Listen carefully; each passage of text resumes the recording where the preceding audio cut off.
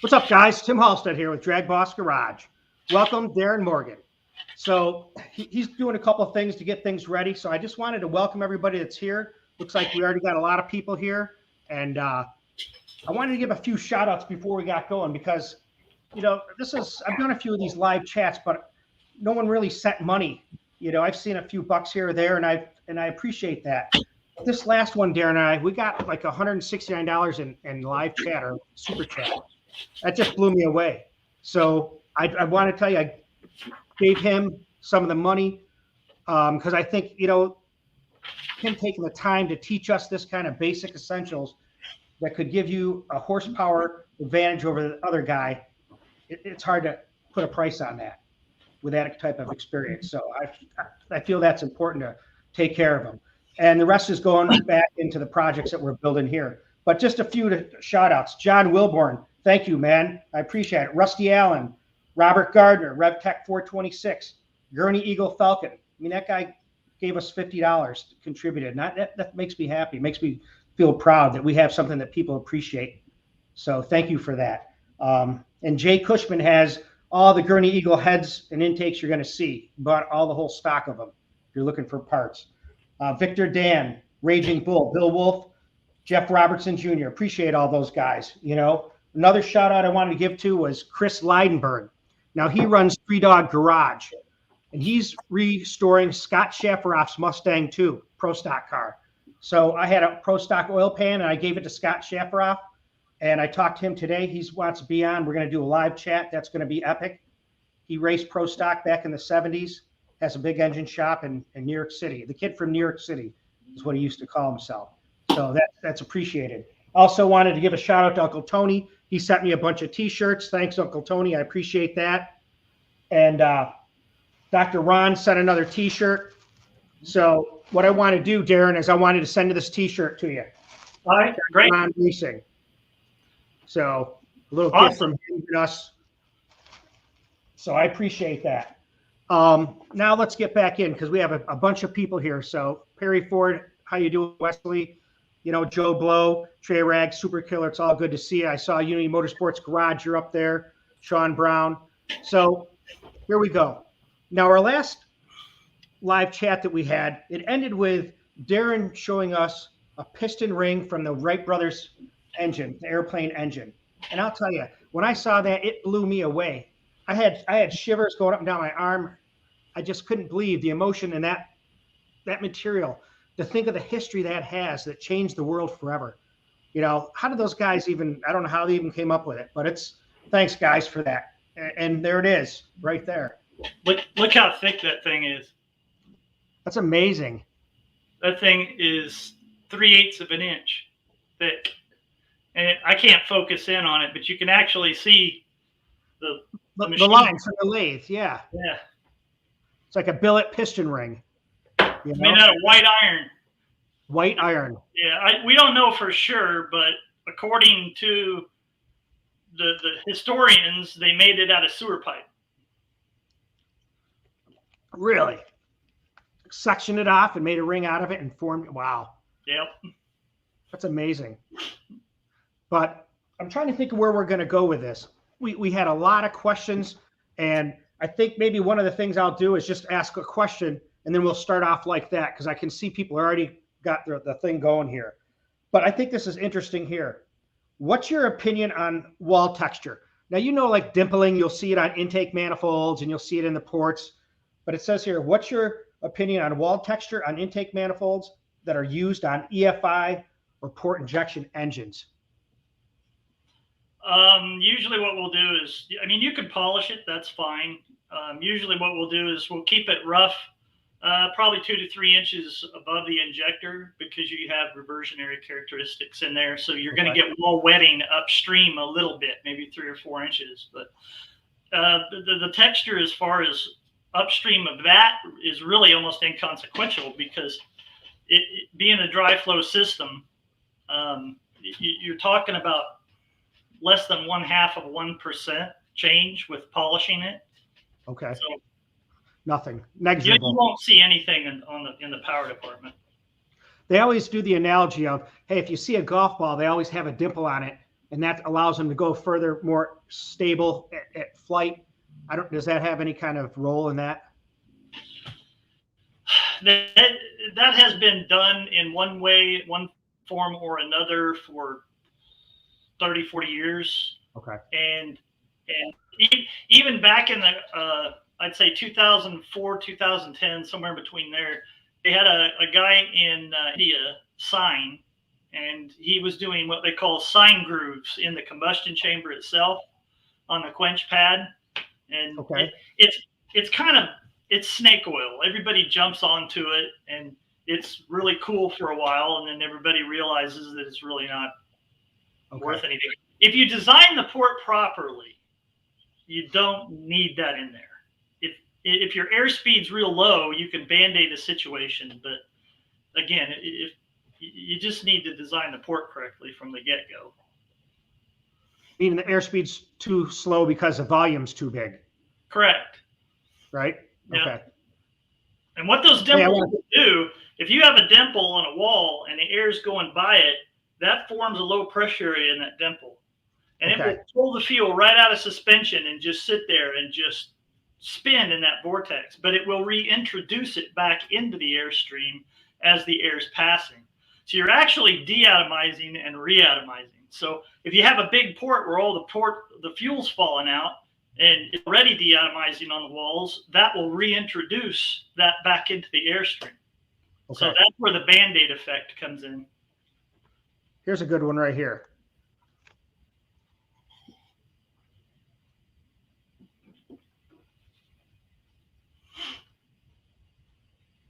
Okay.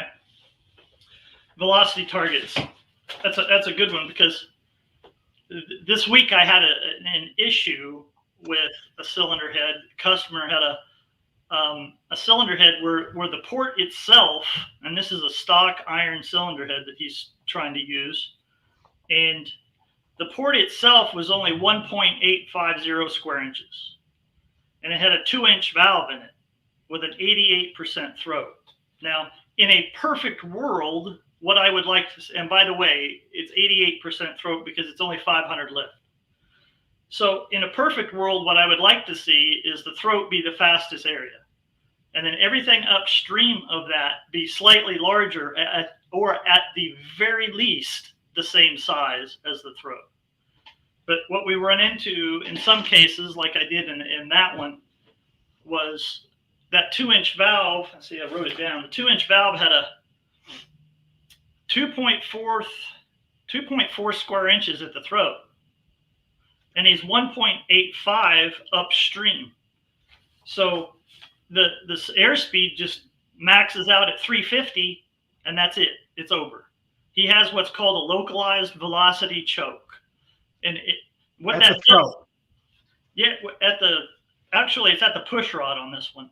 Okay. It's upstream of so now the throat is bigger. So now all the air accelerates to the push rod and then dumps before it even hits the short side. So you get turbulent issues. You have a lot of problems with that. So what we do is we'll shrink the bowl up, we'll shrink the throats up, we'll try to shrink the valve up, but in this case we can't do that.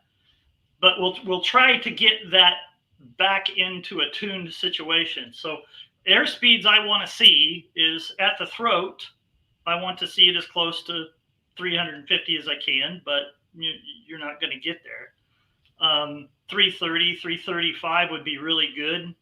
At your choke or your upstream secondary choke, which is your push rod or right after the push rod, anywhere between, depending on the application, because if it's nitrous, it's going to be 289, 290.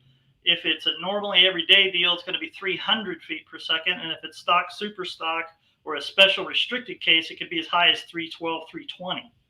So it depends on the application, just like anything else. But it'll range between 290 and 320, somewhere in between there. Now, 4-valve stuff is completely different. That's a whole other world. There is no localized velocity chokes. There is no bend in those. The airspeed is average on those, and you want to see at least 300 feet per second average airspeed. We're on a 2-valve deal. You'll see 265 to 280 feet per second average airspeed through the whole column. Okay. And on a 4-valve, they make their power on average airspeed. They don't accelerate it like they do on everything to the throat like they do on a 2-valve deal. And as a matter of fact, on most 4-valve heads, the choke is at the short side, not the valve, because they have a huge amount of valve area, monstrous amounts of valve area. So they put their choke, instead of at the throat, they'll put it upstream right at the window area, what we call at the apex of that short turn when it goes over. You'll see that a lot. And people will lay that back and kill that airspeed and then wonder where their torque went. That happens quite often. Before it gets right to the peak. Yeah. Short side going down. Okay.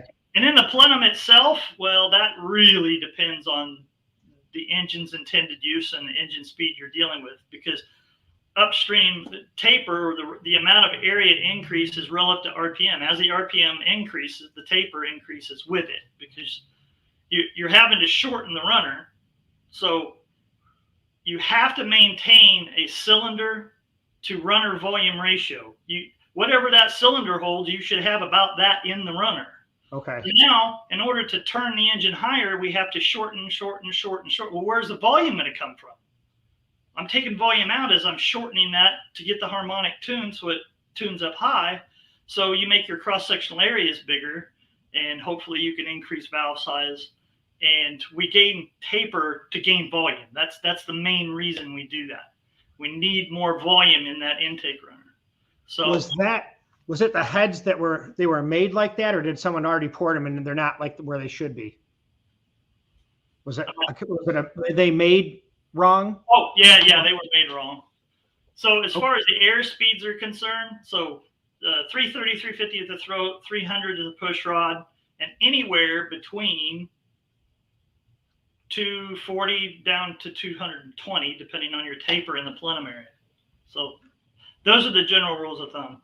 Okay. Here's a good one right here.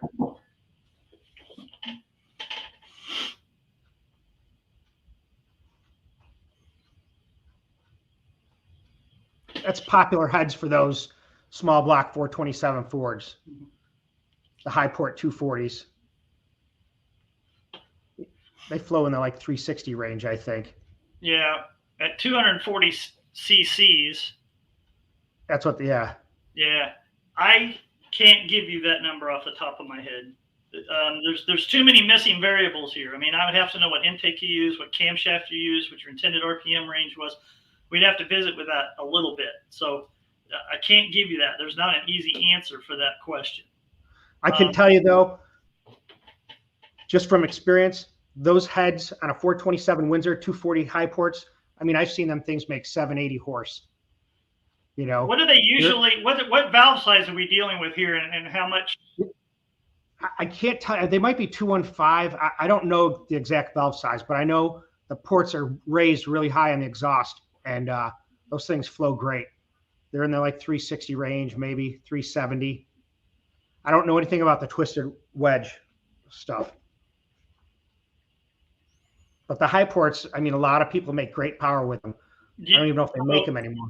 A 427 at 7,000 will be asking for about 365 CFM, and I know those ain't going to do that. Okay. So with a 2150, well, I guess you could get that. You could get that. Hell, what am I talking about? Yeah, you could get that. Bet you're close to that area. Yeah. All right, let's see. Yeah, I appreciate that. You can make 800 with those, but you need a 55 millimeter cam. You need to lift it 920. Yeah. Thanks, John. I appreciate it. We're almost at 10,000. So I also encourage you to go to Darin's channel. I'll put a link on here. Subscribe to his channel. He tries to get to it when he can. He's busy with a lot of stuff. So we can help build that channel. Here's another one. I don't know how easy that would be to answer. Bowl and throat size. Bowl size, of course, everything is related to the valve. Right? The engine size, the engine displacement is secondary. Everything is proportional or related to the valve size, how enshrouded it is, and how efficient that valve is, or how efficient it flows. Meaning, what is its discharge coefficient relative to its area? So that is airspeed, airflow, and efficiency. That's the ball right there. So let's say with a really highly efficient port, with a really good discharge coefficient, my bowls are always at least at a minimum of 100% of the valve diameter. And on engines that operate at higher engine speeds, it could be 105 to 106% of the valve. So the whole bowl will come in at the throat and actually get bigger. So that's instantaneous torque. Big bowls, and that's kind of kind of an ambiguous term. What is big? But a bowl shaped properly with the proper volume, you're coming into the valve seat and you're setting. If you have a straight wall like that, the air moves away from the wall and it shuts your flow zone down.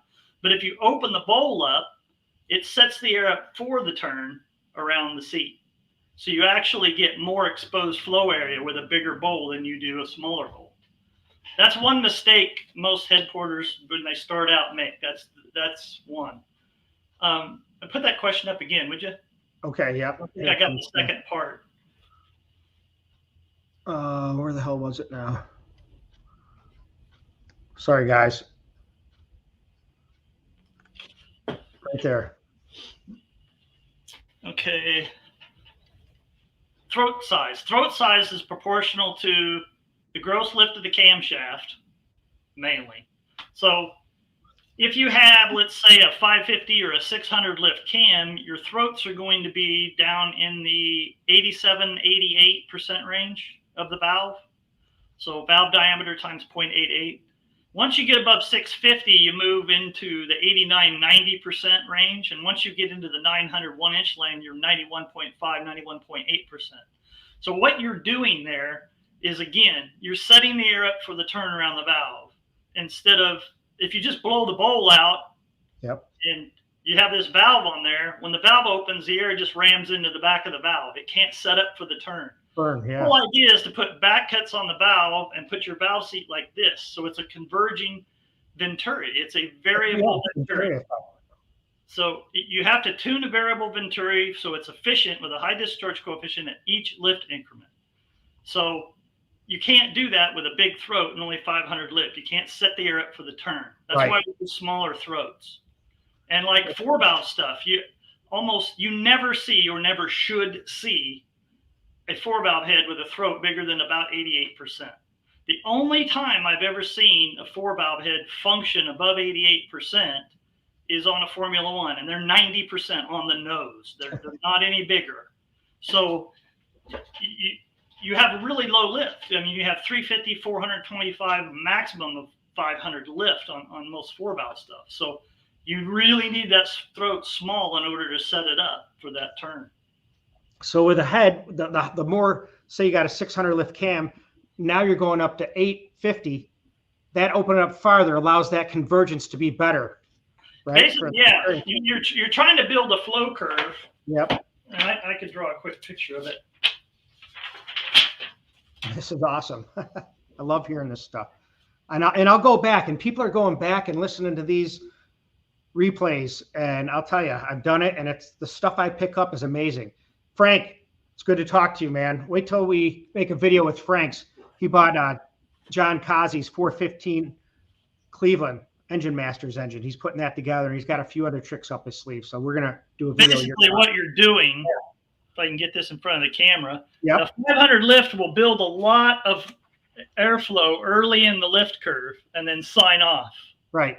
And then if you have a 600, you're going to give up a little of that to build it more up in here. And 800, you're going to give up a little more to build it up into here. So the whole idea here, the concept is to build the most area under the curve where the camshaft sees it. So if your gross lift is 800, from 87% of that, and that's minus lash and deflection and everything else, from 200 lift to 87% of gross lift, you want the absolute most flow on area under that curve you can get. That will kick ass every day. Nice. Here's another one.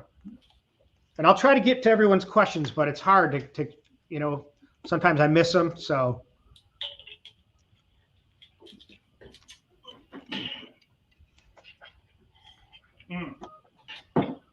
Awesome question. Okay. There you go, Wesley. The largest throat percentage you would recommend on a 1085 gross lift. Okay. Here we go. There's some caveats here. Is the engine undervalved? So we'll take both scenarios. If it's not undervalved, I would go about 91.8 to a maximum, absolute maximum of 92%. If it's not undervalved and you exceed 92%, you will kill torque, you will kill reaction, you will kill ET, you will kill mile an hour. It's written in stone. Yep. So if it's undervalved, and this depends on how much undervalved it is, let's say it's a 956 cubic inch Pro Mod motor. Well, they're 150 CFM undervalved. So then we could go to 92.5%. That's it. You can go to 93, you can go to 94, and all you're going to do is start killing more and more and more torque and more reaction, more reaction. In other words, the engine won't accelerate. It will make power on the dyno. You will see it make power on the dyno, but it won't accelerate on the racetrack, and that's what counts. Smaller throats accelerate. Big throats will make more power, but most people don't look at the dyno data and look at the big picture. Look at your fuel curve, especially on carbureted engines. Yeah. Carbureted engines, it's just obvious. You can see it. What happens is you go from a throat of 91.8 and then you go to 93, and the engine will pick up 10 horsepower up top and lose 25 down low, but the big thing is it lost 20 pounds an hour of fuel flow. So what do? Well, I'm just going to put a bigger jet in there. And you get your 20 pounds back. The engine really doesn't pick up any more horsepower, but you get your fuel curve back, and your EGTs or your lambdas look good, but it still won't accelerate on the racetrack. Because under a load, because the load characteristics on the racetrack are completely different than the dyno. That's why you see pro stock teams back when we were running carburetors, we had race carburetors, we had dyno carburetors. Right. You didn't get those mixed up. And the track tune, usually when the engine came off the dyno, we advanced the cam 2 degrees, we put one jet in it and take 1 degree out. And that was because the load is different on the racetrack. So you take this engine that you now killed 20 pounds an hour of fuel flow with, you jetted it up, your lambdas look good, you take it to the track, and all of a sudden you're 60 and 330s down. You're having to wind the thing up, change your clutch, do everything, tune around the fact that the engine won't accelerate as good. And it's so easy to do. I still do it today.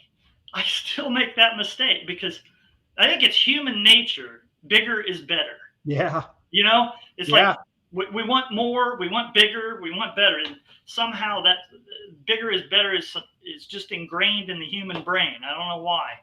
And when I'm developing a prototype port, I will inevitably exceed the throat and have to put a seat ring in there and start over, because the more you mess with it and the more you blend, it starts getting bigger. And this is where people do what I call digging a flow hole. So when you're developing a port and you go backwards, let's say you enlarge the throat a little bit and you lost 10 CFM. Stop working on that port. Start over. Or at the very least, weld it up, put a new seat ring in it, and get it back where it was before you continue. I'm guilty. Every cylinder head guy in the world is guilty of this. What we'll do is we'll be working on a prototype and working, all of a sudden we'll go backwards a little bit. And we're like, that's okay. You know, you'll rationalize it. You'll sit there and go, I can deal with that. No, all you're doing is making it worse and worse and worse. That happens to all of us. Preston was working on a port and it was just giving him fits. I hate that because I've had ports that just gave me fits. And I do exactly, and Glidden taught me this, walk away. Quit. Yes. Walk away. Because your subconscious over the next week will figure that problem out. And you'll go back to the shop and you'll wake up at 3 a.m. in the morning, sit straight up in bed, go, I know what that is. And you go in and fix it. Happens all the time. If you're trying something and you're on your third try, walk away. I see too many people cut their fingers, accidents, all kinds of injuries because they tried for the third time. It's amazing how if you just set it in the corner and every day you go in there for about a week or two and you look at that, yep, your subconscious will figure it out. It does it every time for me. I don't know if you know him, but heads up, guys. Welcome. All right, here we go.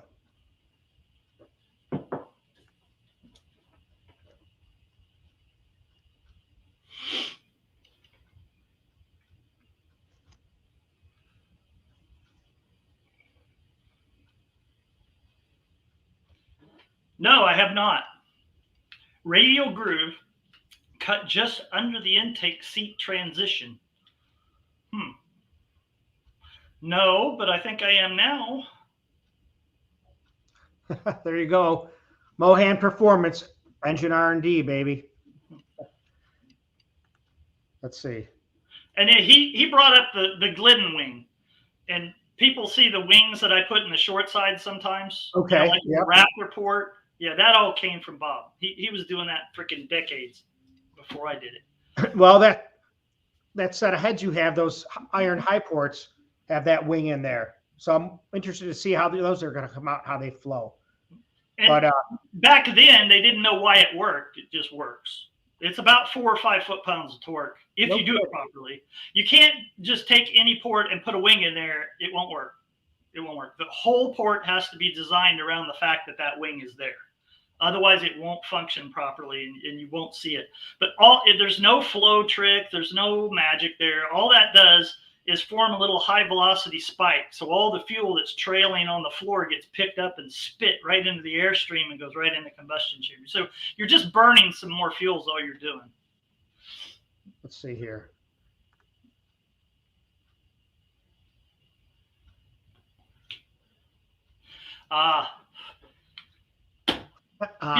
Fuel flow, fuel flow, fuel flow. How much fuel is this thing? And the most important part, will the engine choke on the fuel?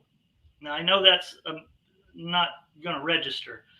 By what I mean by that is, if you have an engine, let's say it's got 13:1 lambda, air fuel ratio, and it's as tuned as you can get, and you go to 12.8 or 12.75, and it loses 25, 30 horsepower, that is a red flag waving in your face going, wait a minute, this engine can't take any fuel. If you go to 12.8 and it doesn't lose anything and maybe picks up a little torque, that engine will accelerate on the racetrack. If an engine will choke on the fuel, if you give it fuel and it hates it, it won't take a load. Thanks, Steve. We appreciate it. Let's see. Here's one here.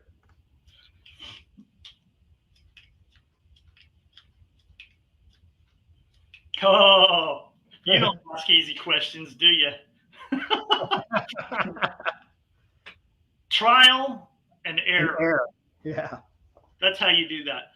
Every manifold I have ever designed never saw a flow inch. Not once. They were all done on the engine, on the dyno.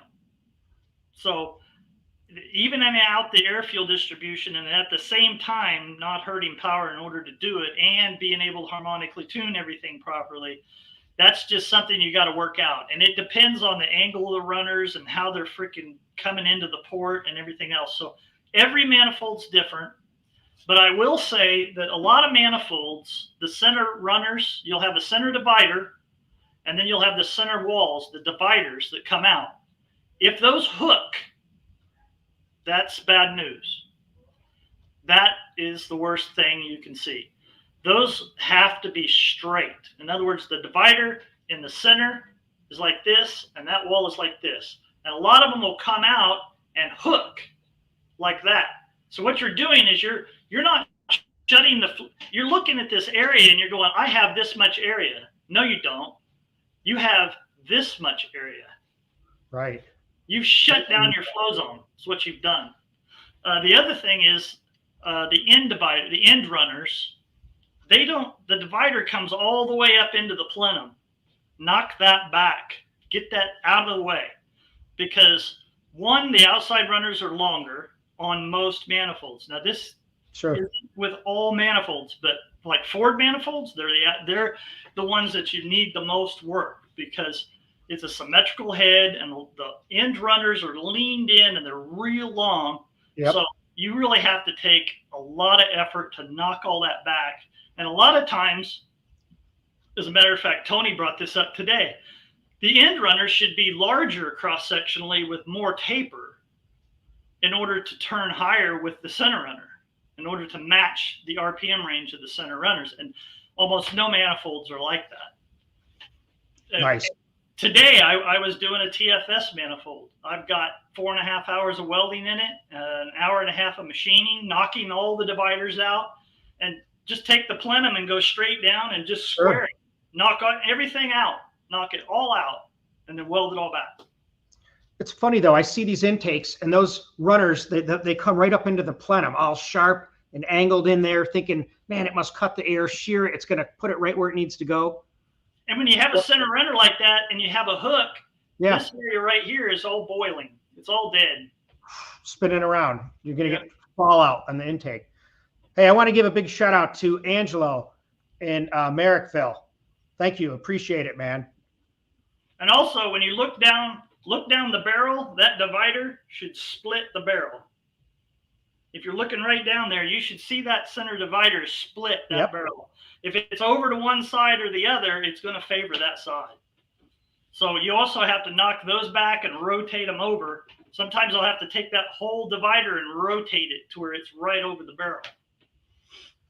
When I think when you're talking about that, if you've seen like some of the Ford intakes, the CHI, how they have like the clover leaf. I mean, to me, inherently, that would be terrible to have in a plenum. Yes. Am I right or what? Clover leaves are horrible. I know. Why do they put them in there then? You know? I don't know. I mean, think about how much you're cutting down that velocity. Because Tony was talking about that today. It's like, get that out of the manifold. I know it. All you're doing is you're confining the air. You're not letting the airflow take its natural path into the runner. You're trying to accent. You don't want to do that. Let the air go where it wants to go and accent that as much as possible.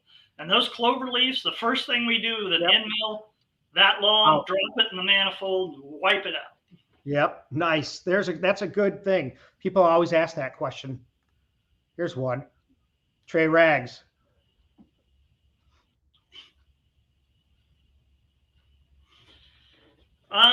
As far as a workaround for a small pinch, there is none. And by small pinch, I'm assuming you mean a localized velocity choke at the pinch. In other words, that area's airspeed is too fast. The engine's going to stop running at that point. Not stop running. What it'll do is it'll go up and just hang. And actually, there was a case where the upstream choke was too small and the guy was running alcohol. Well, that's horrible. That just makes it twice as bad because because you're running 2.4 times the amount of liquid, the charge density goes way up and the displacement of air goes way up. So now anytime you put alcohol or run alcohol over gasoline, your RPM range drops 600 to 800 RPM due to that fact. So now you have a choke and you're trying to shove alcohol through it. You put gasoline on there, it picks up 40 horsepower instantly. So if you have too small a choke, whatever you do, don't run alcohol. The other thing is sharp short turns. How do you work around a sharp short turn? Okay, a sharp short turn is another kind of local velocity choke. What happens is at the apex of that short turn, it should be about 300 feet per second, 325, 350 max. So basic rule of thumb is the pressure drop at the short turn should never exceed your test pressure. So 28 inches is 350 feet per second. or 146 CFM per square inch of valve area. They're all the same thing. It's just different units. Right. So if you're at 350, 360, or God forbid 380, 400, it will flow on the port. And then it will usually characteristically either stop or nose over, go turbulent. There is a way to help that situation, but you'll never be able to fix it. The Band-Aid is to blow the bowl way out at the apex, make it big, give it some area, give it some room, slow the air down there, and then converge it back to the seat. There are certain cylinder heads out there who have what I call a hypercritical short turn, where it's just right on the edge of being too fast, and their bowls are big. And that was the way we used to do it back in 89 through 92, 3, 4, before we learned what we were doing. You had square ports that came in and just turned, just boom. Yep. And what happens is once that mean inlet Mach number, once that velocity hits 690 localized velocity, boom, engine quits running. It'll just hang in power, just hang, and then nose over. So there is no way to fix it, but you can Band-Aid it by blowing the wall out and making it wide across. Slowing it down. Yep.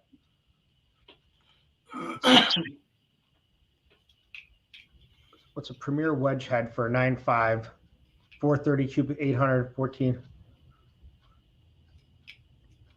Brodex, baby.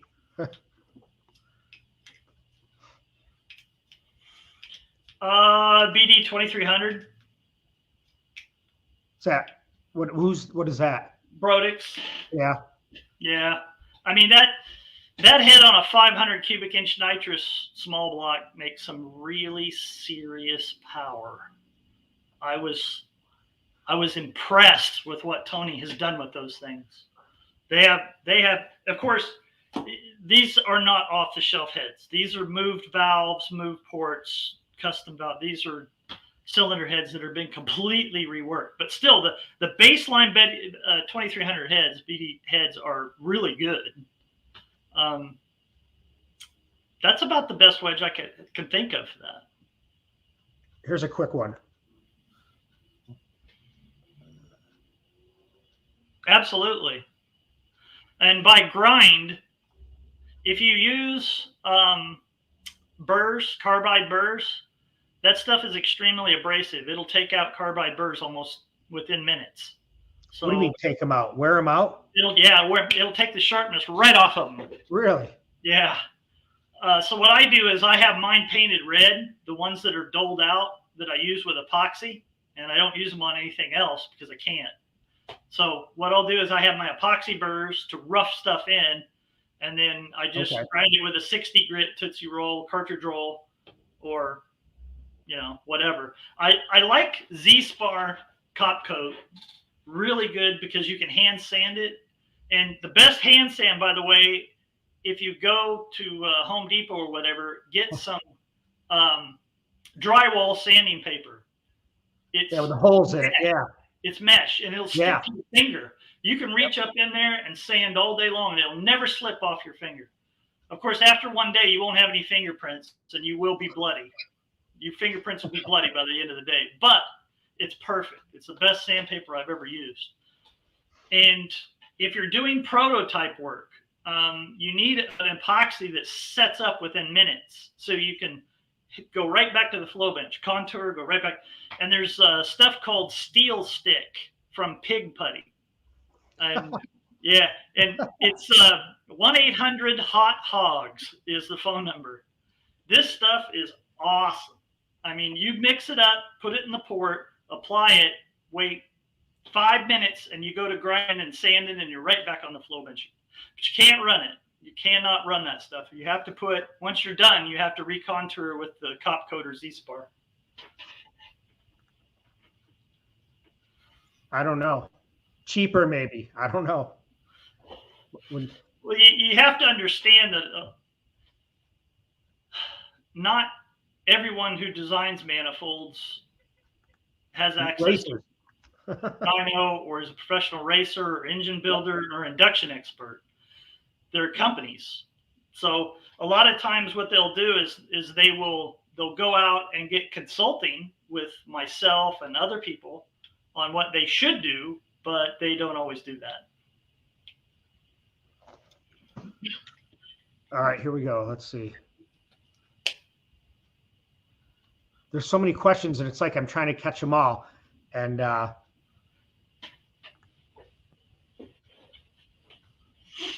hey, Bill. Every port that I do, every port that has to operate on an engine at high engine speeds is that way. Not only is it offset, like here's the short side, the whole throat is offset towards the short side 30. It's also ovate 30 thousandths, and it's offset towards the bore.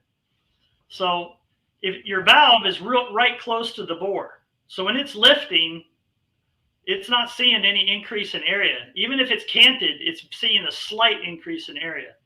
So the last thing you want is to have this beautiful turn into the wall. Right. So here's the valve, so now you're turning the air into the wall, and you're actually forming a choke there. So if you remove all those, the air shoots right past the valve because it doesn't have to turn there. So it's offset towards the bore and offset towards the short side, 30 and 30. So, and oval. And that can only be done by hand or in the CNC, of course. And that's why it takes 3.5 hours to blend any set of cylinder heads. Just the seats, just that throat area, it takes 3.5 hours on all of our heads. And what's that on all the ports? Mm-hmm. Minimum 3.5 hours. Wow. Darin, do you remember talking to Joe Mondello at UNOH in Lima, Ohio about sprint car heads falling out spark plugs? Yeah. Because of fuel puddling?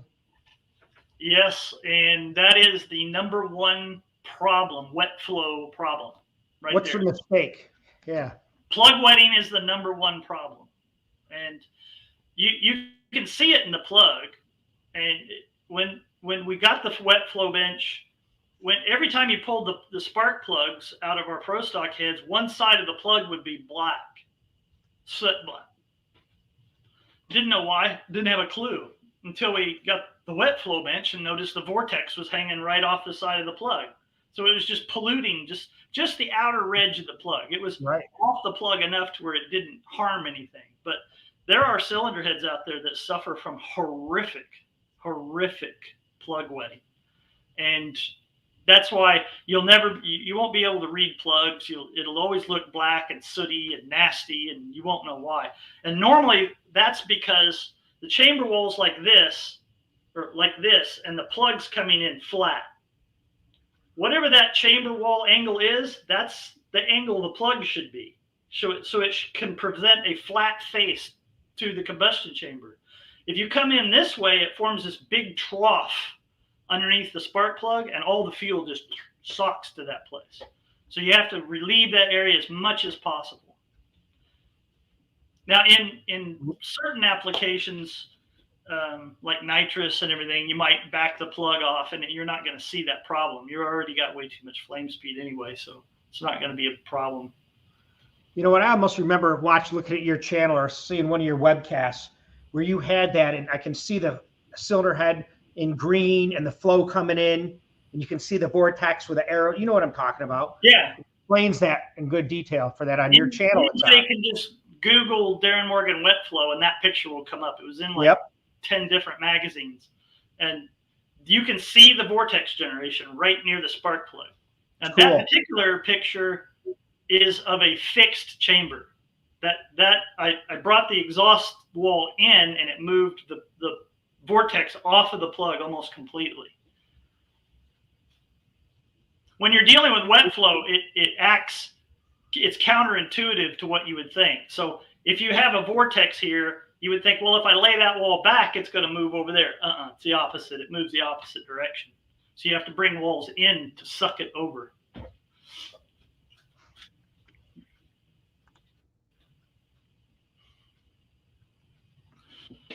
Bellmouth, do you mean radius on the entry? I assume you do. That's what I think he's talking about, yeah. Yeah. Okay, general rule of thumb is no taper would be a ½ inch or greater radius. Once you get to 35–40%, you can go down to like a 3/8 radius. And then once you're at 50–55%, and those are 10, 11, 12,000 RPM engines, now you're down to 1/4 inch. So the less taper you have, the bigger radius you need.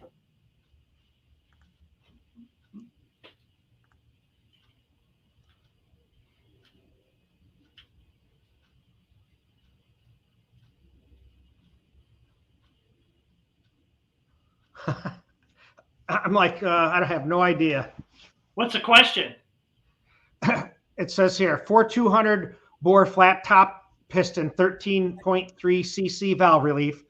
Would a 2-degree soft chamber make more power at 14-to-1 compression than a flat deck 30,000s at 16-to-1 compression, 10,000 RPM plus Q16? Let me read this. Yeah. Wesley, man, these are in depth. But he's probably got some mean small block Ford, you know, it's running in the 8s or something. I don't know your chamber surface area to volume ratio, but I'm assuming it's pretty small and pretty fast. So at 14, yeah, I would say you might see something. I would say there's a great chance that you would. With the 14-to-1, you make more power? Yeah. I mean, if you only got, let's see, more power. Okay, wait a minute. I misread that. Soft chamber make more power at 14 compression than a flat deck 30 at 16-to-1. Yeah, that's. I think it would make more power in both scenarios. Okay. Yeah.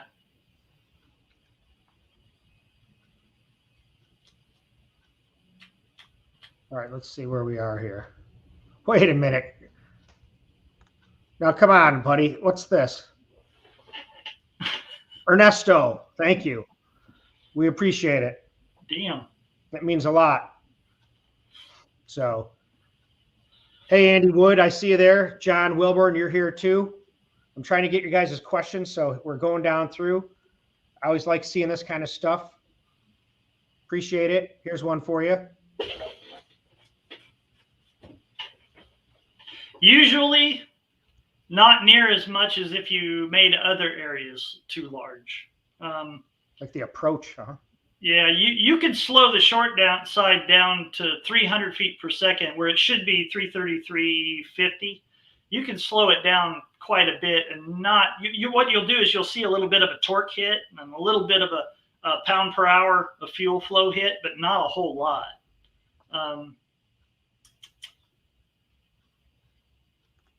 All right, let's see here.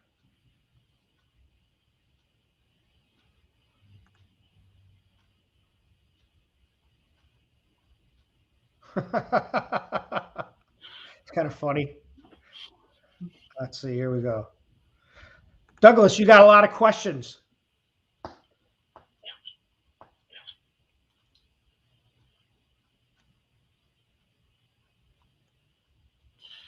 As big as possible, no. As big as it needs to be, yes. And it is how big it needs to be is different for different combinations. So no, not as big as it needs to be. Not as big as you can, but as big as it needs to be. I'm trying to go back if I missed anything.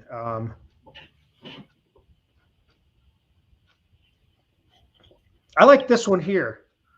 That's interesting. So that's something that you're going to maybe try out or experiment with. Yeah, performance. I'll try anything. Yeah, I'll try it. That's cool. All right, here we go. Coming up now.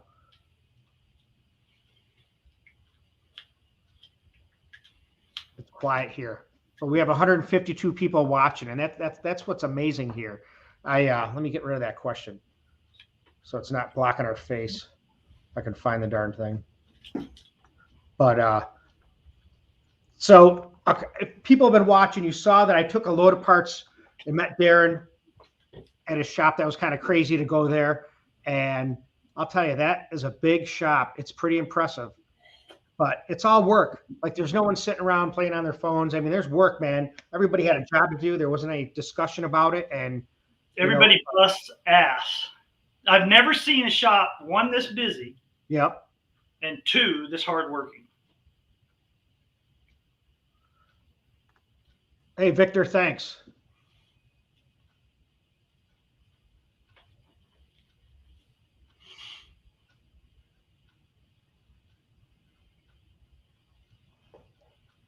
Okay. Does it change? Yes. Not as much as you think.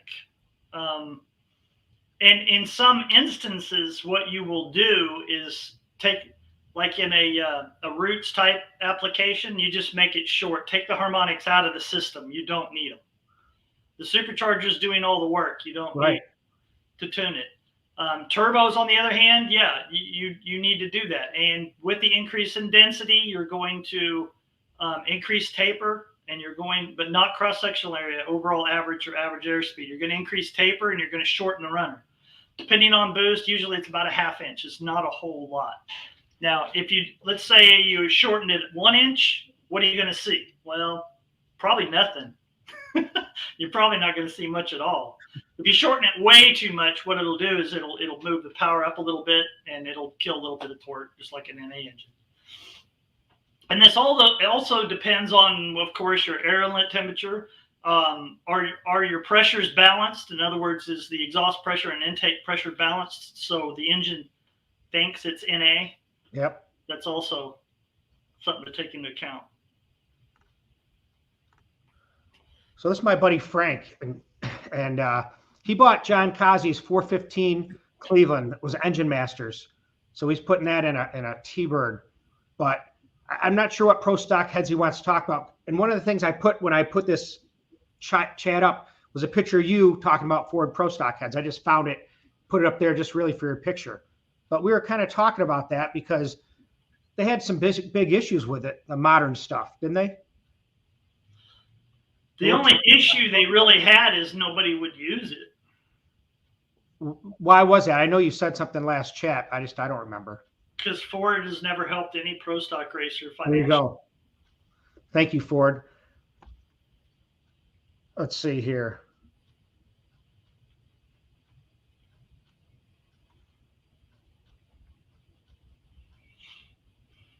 This is always a famous one.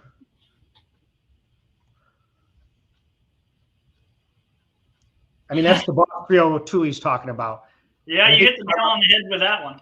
Yep. Yeah, the Boss 302 is an exercise in excess. Those heads are far too big. The port's capable of, on a 302, of about 15,000 RPM cross-sectionally. Right. So, and the valve area itself is good for 10 or 11 on a 302. So, yeah, they were over-valved, over-port, and in super stock, we take that port and we make it so tiny it would blow your mind. We put this airspeed at about 310. Wow. 300 average. Thanks, Douglas. Hey, Andy.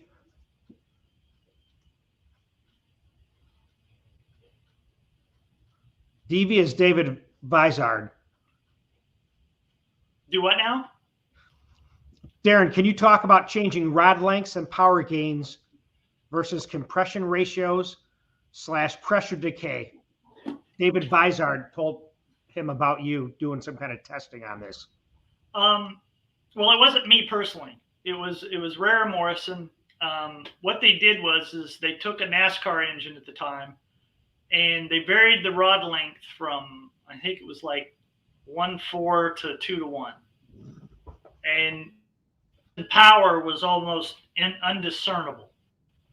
The one thing you have to realize is there is a range that works very well, and that's between 1.6 and about 1.75. Okay, you're not going to see anything as far as power difference there, but a lot of people get hung up on rod ratio as if there's some magic there, when in fact, I mean, a Pro Mod is 1.3 to 1 rod ratio. Wow. You know, And yeah, when you get below 1.6, you're going to, the rod angularity is so high that you're gonna be increasing your friction power because the skirts are loaded harder, your rings are loaded harder, your bore wear is going to go up.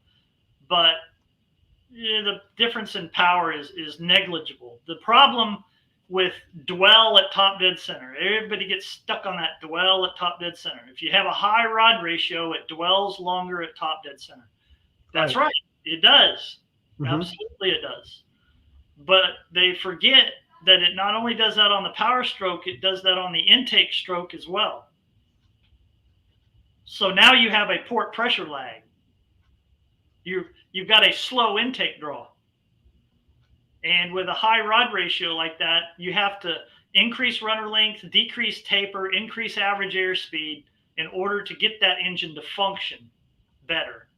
Now, if this is why you saw in the early 2000s, you saw 8.5 decks and now 8.3 decks on these small motors.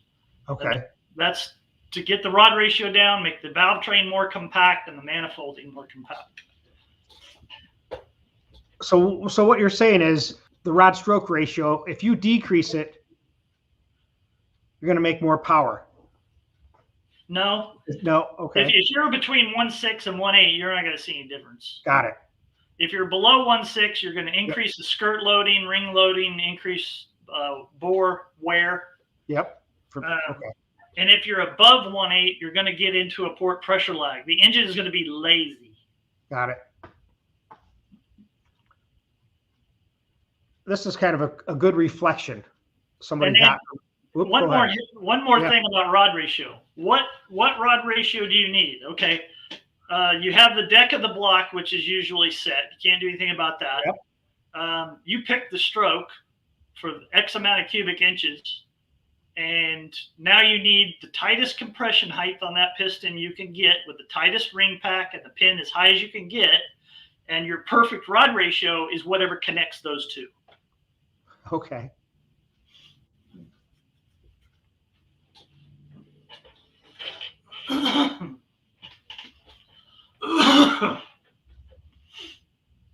Darin, I do a little grinding on cast iron heads and a lot of flathead Ford blocks.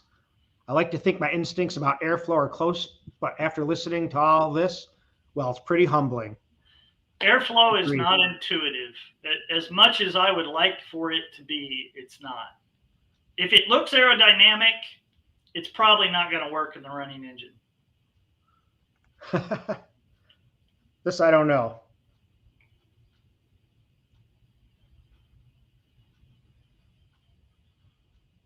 Yes. There you go.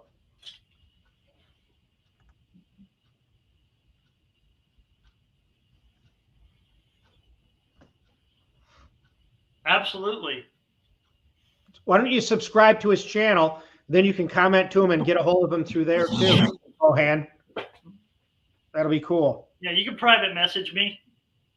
I'll probably talk to you and call you and talk to you. And actually, if you got some pictures, I'd love to see them. This one here, let's see.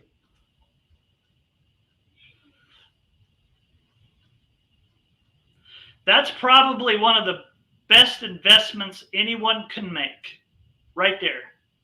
It's the cheapest, most useful software I've probably ever come across. I mean, that and Engine EA Pro, Engine Analyzer Pro, are really, I think that should be in everyone's toolbox. I still use PipeMax 2-3 times a week. And what I'll do is I will set a combination out and then I will vary the VE to see how that reacts and the runners and everything. And usually I'll have a stack of freaking printouts that high by the time I'm done. But that's what that is for. These programs are used to pick up trends or analyze something and move your variables around and watch how the curves change. Because what we're trying to do is we're trying to lay the natural VE curve of the motor, meaning the engine size and the camshaft, over the intake manifold tuning and everything else. We need all those curves to coincide, and that will make more power. Now, here's a question I wanted to ask you. Actually, he's here now, but I'll put his name up there, and I'll read you the question, Darin.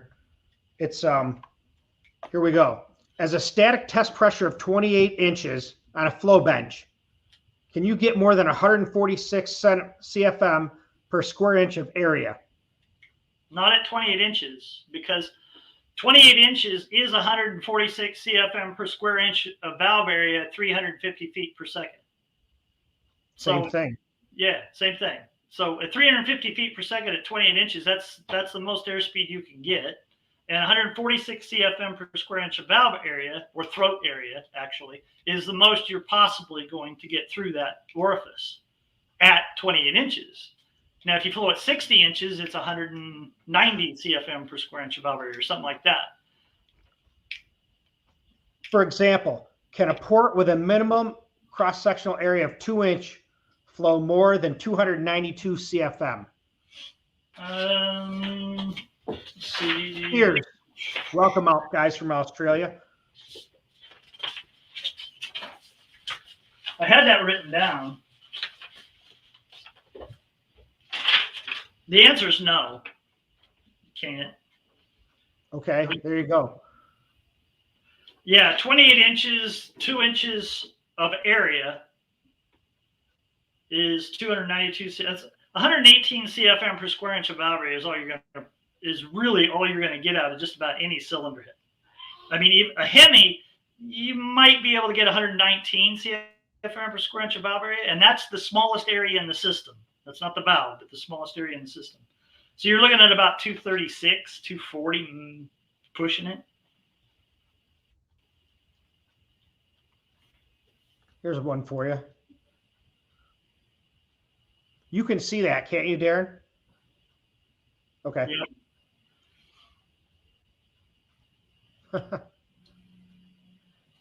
If you have a grinder, you're going to get in trouble.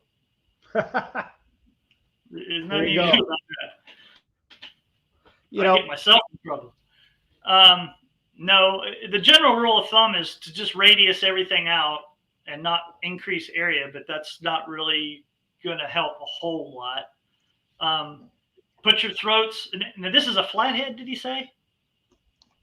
Iron Ford heads and flathead blocks. Flatheads are just a completely different world.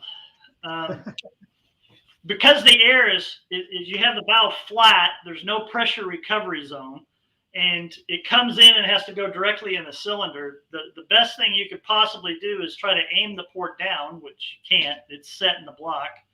And get the most nail head valve you can with no radius underneath. I mean, it needs to go straight, half inch, flat.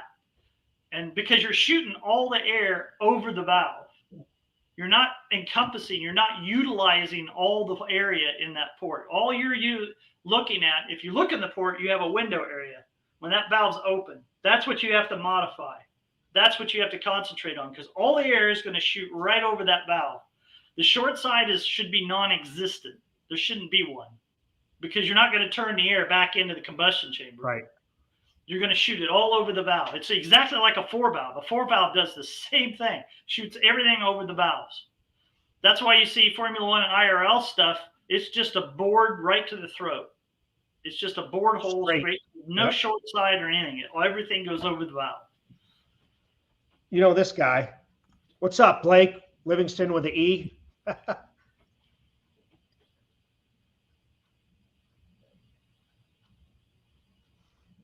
You ported a set of A3s for him too. Mm-hmm. He's putting on these CO3 2B heads, like me, I guess. Well, will it or can it? Can it? Not without a great deal of work, about 3 pounds of welding rod in the cylinder heads, and a really expensive amount of labor. And yeah, they can do that, because on the C302Bs, you have a rotated Canted Cleveland arrangement, and the port is way offset, so it wants to kick behind the push rod really hard. There's no room. You go right into the water jacket. So knowing me, I say, screw it, blow it into the water jacket and weld it all up. And that's the only way to do it. You have to get you can't get the short side wide enough to make it dynamically stable because what will happen is it'll flow reverse and it will also go backwards. At about 750, 780 lift, it'll stop flowing. You'll hear it go turbulent. It won't transition up through the flow curve. And that's because you can't get everything wide enough. The A3s are easy to make, a lot easier to make power with and cheaper. Wow. There you go, Blake. That just kind of blew my socks off. But here's something that we have at BS right now. You got a set of my C302B heads there that you're going to mess with somewhere along the line. It's on the list of parts. So we'll see what we can make with them. Thanks, Blake. On your particular C302Bs, I didn't blow the short side out and everything else because that makes them prone to leakage and cracking and everything else. So basically what I did is I got everything I could get without pushing it too far. And that's the thing that people, I have a buddy that has a Pontiac that races a Pontiac Darby Auto. If you're watching, it runs like in the 940s. It's a street car with a Pontiac, and I forgot the heads on it now. But, you know, when you put heads on kill, I mean, those chambers, those ports are so thin. I mean, those heads are, they're on kill. You got about, you know, so many runs you're going to get out of them before it's time for something different. Am I right? What we refer to as eggshells. Yes. The heads have been turned into eggshells. Mm-hmm. Yep. No doubt about that. Let's see. You're welcome. Thank you.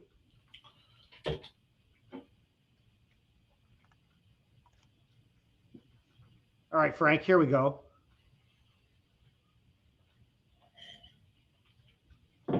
Twin 88s.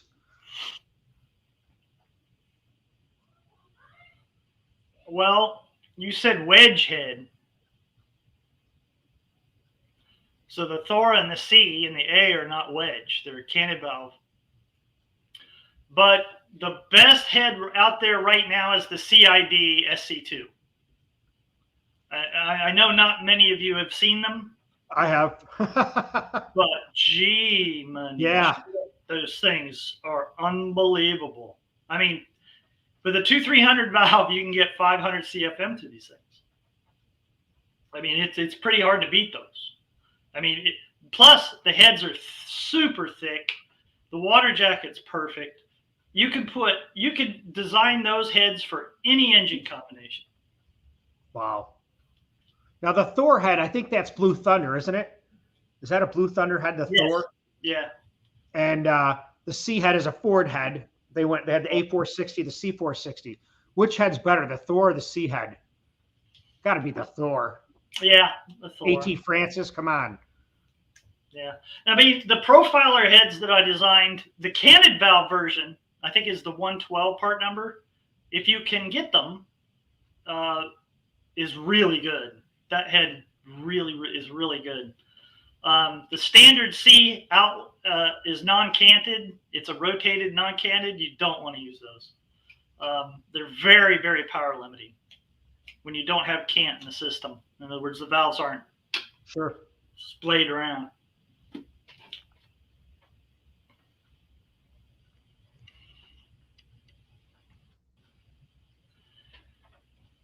I don't do that.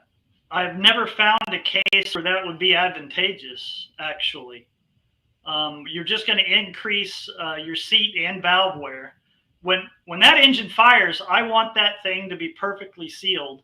And usually what we'll do, or I will do, is the valve seat itself will probably be about 35 thick on the edge of the valve, and it will be vacuum checked. At BES, every valve seat is vacuum checked. Everything is checked to make sure those things are sealed from the get-go.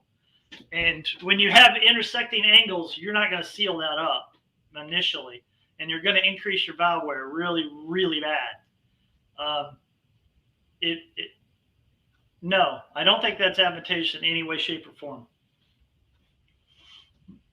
All right, let me go back, man. We're catching up here.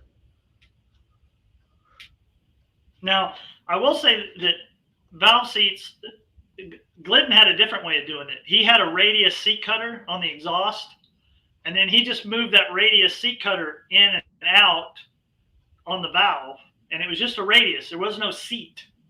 So that radius would set on the valve, and he would just move that in and out. So it would be a razor's edge for a seat. So as soon as you fired the motor, the seat would just go boom, boom, boom, boom, and get wider, wider, wider, and it would find home immediately.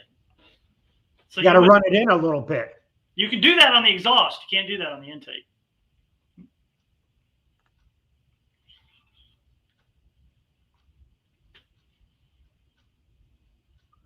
I don't know.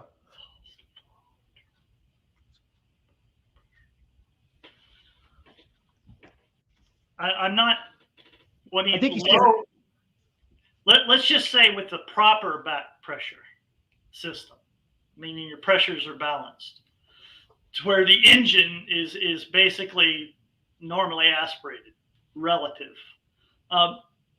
How important is exhaust flow? Not near as much as you think. Area and airspeed are 10 times more important than how much air that exhaust port flows. If you design an exhaust port flow the most air possible, it will not make the most power possible. Period. Because the areas, okay, look at it this way. Your intake, when you flow an intake, you're at 70 degrees, you're at 1 psi, and on the exhaust side, you're at 1500 degrees at 500 psi. It's a completely different world. All the energy's on that side. So to design an exhaust flow bench, and I have talked about this with other professionals in the field for decades, what you need to do is have a tank of pressurized, 500,000 psi, and the valve on a seat with a stop, and then smack the valve and plop the pressure drop out of that tank. That's really the only flow bench that you could actually build for an exhaust port, because you cannot design an exhaust port on a flow bench that works properly if you're concentrating on port flow numbers. Because what you're going to do is you're going to end up with a port that's way too small or way too big at the entrance. Because to get flow out of an exhaust, all you have to do is shrink the exhaust throat down to about 89% and open the exit up right to the header. And it'll flow a ton of air, and you'll kill about 60 horsepower doing that.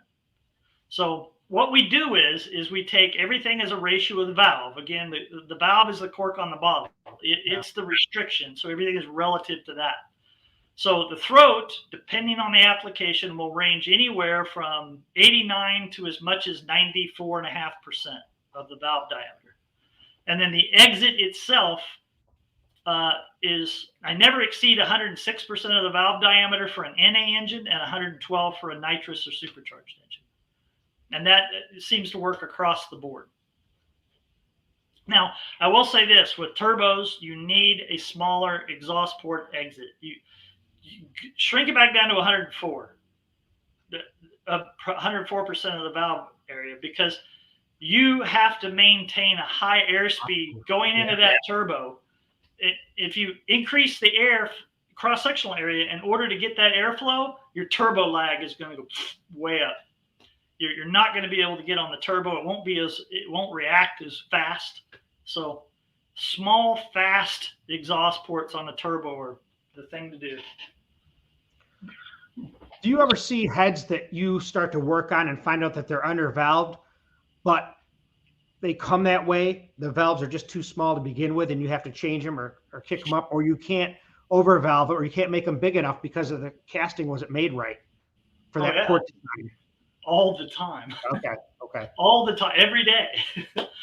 Yeah. And that one head that I was talking about that had a 1/850 cross-sectional upstream, 2 inches down, that gentleman wanted to put a larger valve in that head because he wanted more airflow. Again, bigger is better. It's ingrained in our little brains.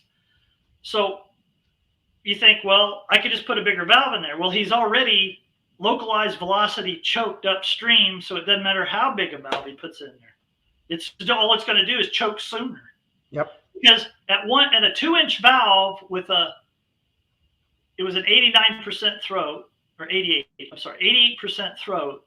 At 350 lift, that's 1.85 square inches of curtain area. When that valve lifts off, the area exposed around that valve is equal to the upstream choke at 350 lift. It's like I can catch it and I'm following you, but I love to hear you talk and say that. Talk like that. It's funny because my mind's working fast to keep up with that, valve curtain, because I can see it in my mind's eye. Just what you're saying. If you look at the throat area, yeah. So let's say the throat area is 2 square inches. Sure. So now how high do I have to lift that valve to where the area exposed all the way around it equals 2 inches? 2 inches, right. Where those are the same. That's about 0.25 lift diameter ratio. In other words, the valve diameter times 0.25 is real close to that. That is what we call the primary convergence area. That's where everything goes completely apeshit if everything isn't designed perfectly. Right. Because now you have the throat area, the curtain area, the same. So if all your contours aren't absolutely perfect, the port will go instantly turbulent after that point. And that's usually between, depending on the valve size, between 450 and 650 lift. And you'll get on the flow bench and you'll hit that point, you'll go past that convergence point, and all of a sudden the port will get loud. Wow, noise. Yep. Okay. Yeah. That's when you know you messed up. It shouldn't do that ever. You should never hear the port change sound. Here's a question there's more in the bottom, but I'll add it. Basically, they're asking, does a 5/16 valve stem versus 11/32 help a 351 four barrel head? I think is what she's asking. Changing the valve size. Yeah. Yes, it does if you need the added area that gives you. If you don't need the added area, no, it's not going to help at all.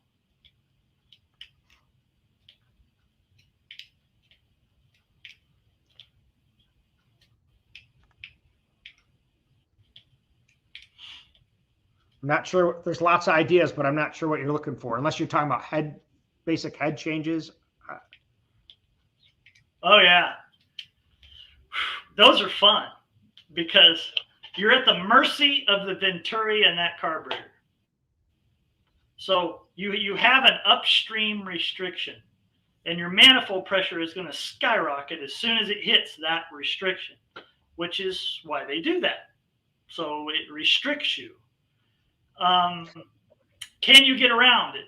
No, you can't get around it. The whole idea here is to build right where that hits its limit, right when it hits that choke and it starts nosing over. You should build as much power, design everything around the fact or below that point.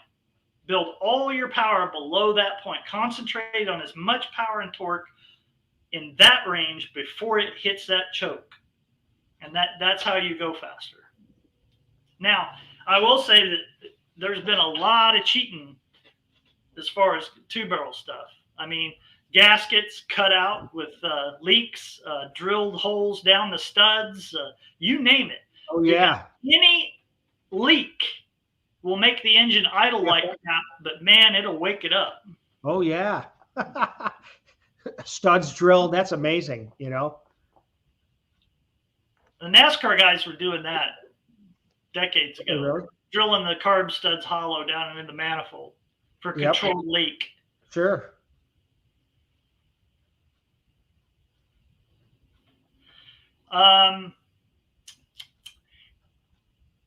In a lot of cases, yes. I mean, really, the whole idea is to sink the valve, get the pressure recovery, and then put the compression back where it was. But, and again, this is relative to how bad it is in the first place. If you pick it up 10% and kill 1 point of compression, yeah, that's a gain. Yeah, instantly. If you gain 5%, and yeah, it depends. But in the grand scheme of things, in a lot of cases, all super stock heads have the valve sunk to do that very thing. Mm-hmm. Some of the heads I have working on now, and it's a balance. It's always a balance. When you're looking at everything in the system, it's like, okay, well, I have this much short side. If my short side's already too short and I sink the valve and I make that shorter, now I can't turn the air at all. So you have to look at the whole big picture to answer that question. But in the generally, I would say yes. If you can sink the valve, get the pressure recovery, and get the compression back, that's a big gain instantly. But I can't, without knowing the specifics of your engine combination, it is impossible for me to tell you whether that is a gain or not. Excellent.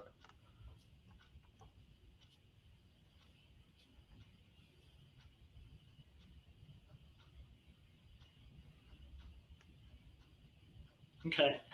Actually, it wasn't a problem that needed to be solved. It was R&D. Over the case of decades of building manifolds, and I think my count's 127 right now for sheet metal manifolds. We used to build 20 manifolds a year for Pro Stock, trying every conceivable thing you can think of. And we were constantly building manifolds, constantly. What we found is if the runners come out and that floor is flat, that's the best case scenario.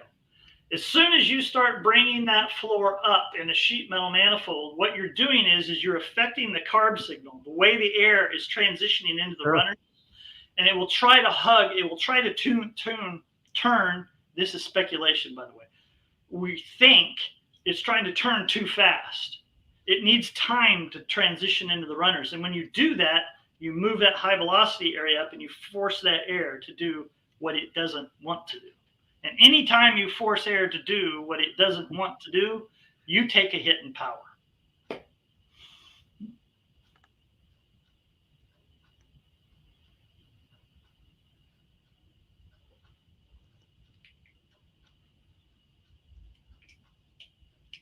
Okay. That's what your fin.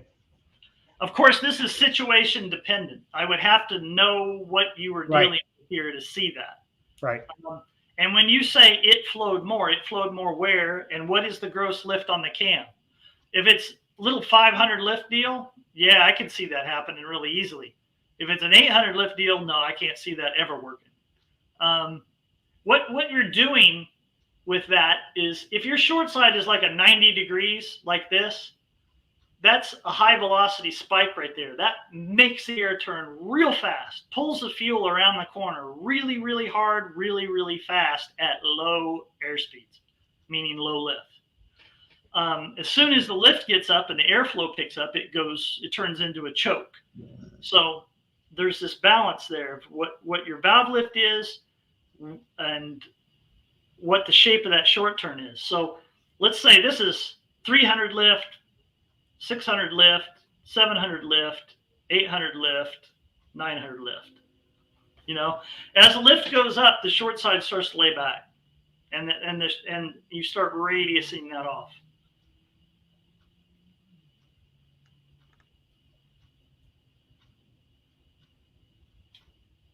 Porting, I guess, what they're trying to say. Yeah, two different worlds, two completely separate worlds. Yeah. Not so worrisome. You can't draw conclusions from either one and bring them together. Those are two separate entities there. Now, I will say this. With a turbo, a properly balanced system, meaning your pressures are balanced, the engine basically thinks it's NA, thinks. I hate to say think on an inanimate object, but the engine sees itself as being NA, pressure ratio wise. Then the cylinder head and manifolding will be exactly the same as an NA engine, no different. But if you're shoving the boost way up and your pressure ratio gets out of balance, meaning the exhaust pressure starts skyrocketing and the intake pressure starts skyrocketing relative to the exhaust, what's going to happen is you're going to see your cross-sectional areas change, your runners change, everything changes. And when you start getting that pressure ratio out of balance, your intake heat goes up, and that changes charge density, and that changes tuning. And yeah, that's a difficult one to solve.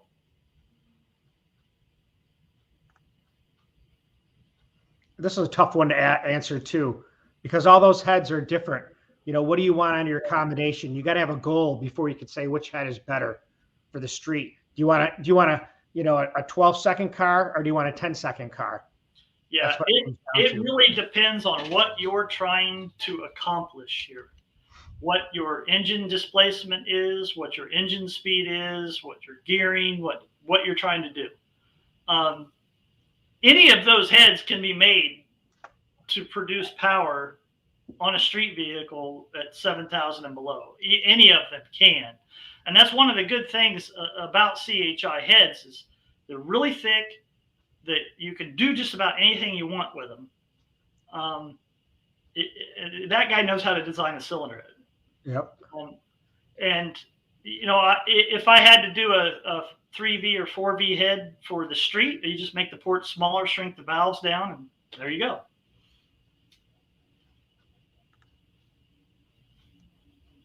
Good day from Australia, down under. I'm doing one right now. There you go. Sean?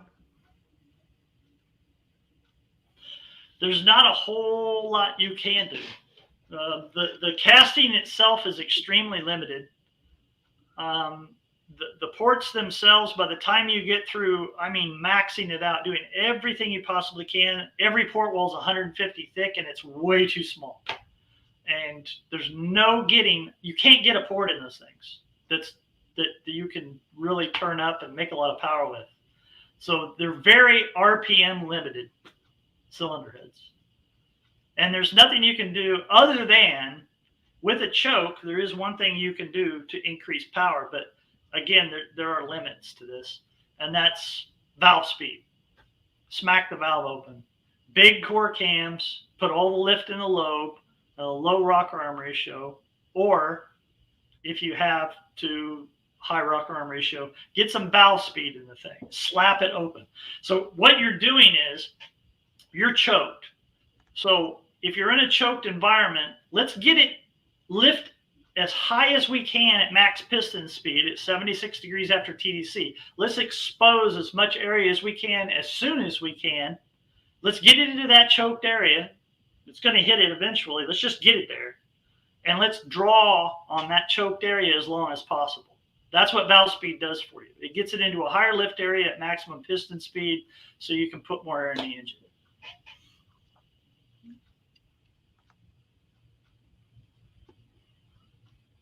Hi, Terry. Really, it just moves it in the RPM range.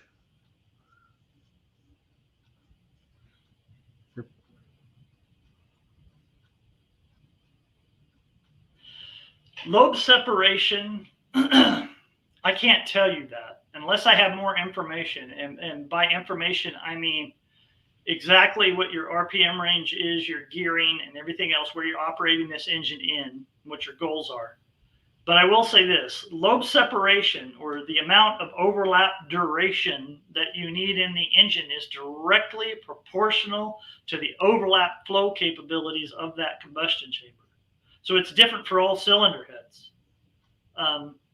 You give me a cylinder head, I'll tell you how much overlap it needs at given RPM, but just due to experience. So let's take the LS3 and a standard 23-degree small block Chevy is a perfect example. Let's say you had the same valve sizes. They both flowed the same, which they don't. But let's just say for the sake of argument they do.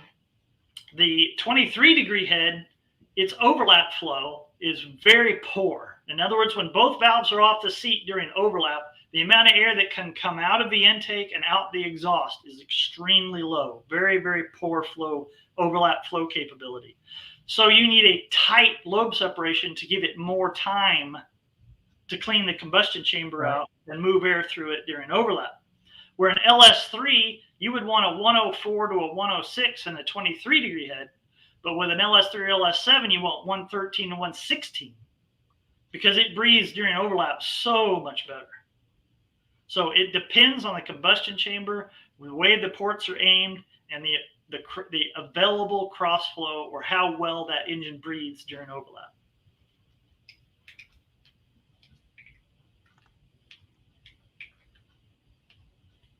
Round, square, and oval cross section. how is area calculated? Okay, so the easiest way to do this is to take a top and bottom measurement, or if it's round, that's easy. Diameter squared times 0.7854, that's your area. Now, where you get into problems measuring ports, you'll start with a port that's oval, and it will go more square, and then it'll go out, and those radiuses in the corners change.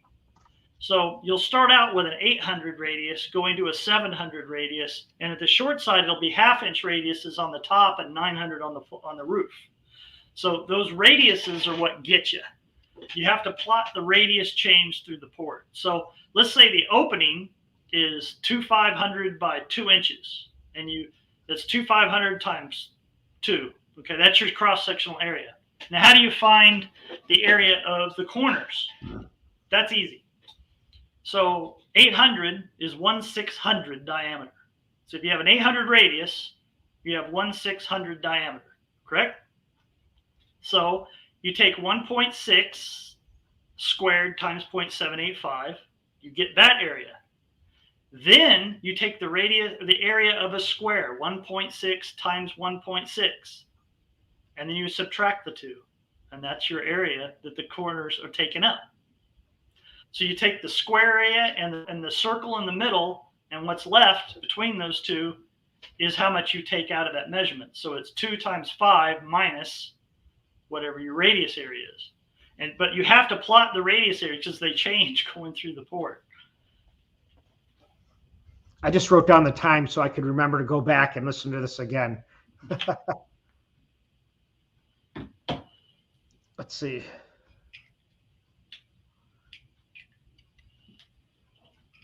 Yeah, I'm not sure what you're saying, Zacchaeus. So that's the problem with factory heads like the Cleveland, the 2V head. Not sure what you're asking. Yeah. What problem are you alluding to? That's what he'll type back. Yeah, specify that and we'll come back to it. Thanks, okay, Ernesto, for that super chat, by the way. Now, there are general rules of thumb that you can use that work pretty much across the board. And that is, for a wedge like that, you'd want about 51% of the bore as a max valve size. So I like how he does this in his pad and paper. So a 1/927 or a maximum 2 inches is pushing it. But here's the deal. So this is a rule of thumb. This is a general guide. So 51% of the bore, say 2 inches, that's like 51.8. So you're pushing it already. Now, usually the LS1s are about 50 to 80 thousandths off the bore wall. So they're real tight. If you could move that off the bore wall to about 180, you could go to a 2/100 valve. So the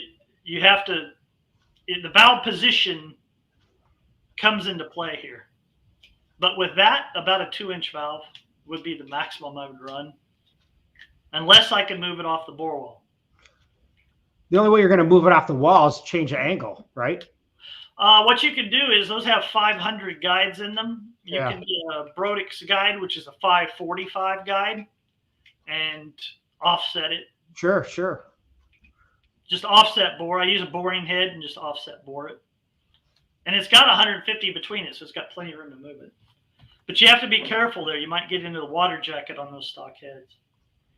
Thanks, Greg. Appreciate it.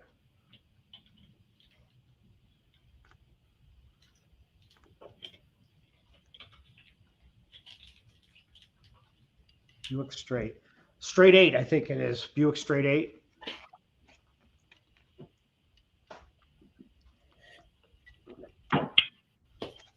I'm trying to envision that head in my brain. If it's a straight 8, that's the only one I know. Yeah, it's been too long since I saw one in order to give you a good all opinion. The basics. Port match it. I mean, right? The first thing you do, you always start with the valve job. So 45-degree valve job and a throat of no bigger, and I'm assuming this thing's probably got about 500, 550 lift max. So 88% on the throat and upstream, just try to make it the same size as the throat, and that'll work.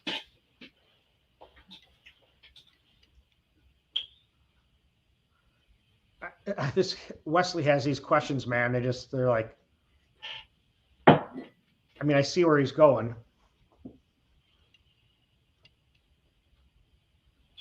Okay, 4.08 is area of valve. Okay, 4.457 inches, 10,000 plus. What's 0.457?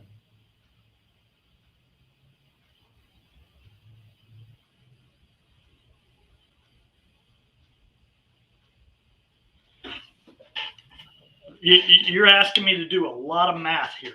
Yeah. Maybe we could I'll take a picture of that and we could do Well, it later. Let's see. It's got a 228 valve head and a 4.3. So I'm going to assume you have 91.5 throat, which is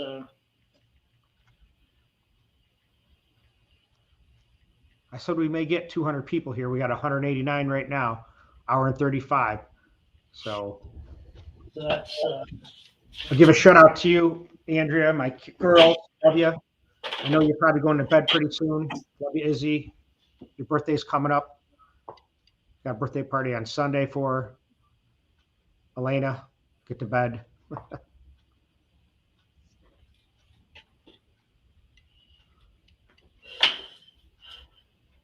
okay. It says 4.3. Would a 4.3 min cross-sectional area be too large? Let's see here. The 2280 valve on that head.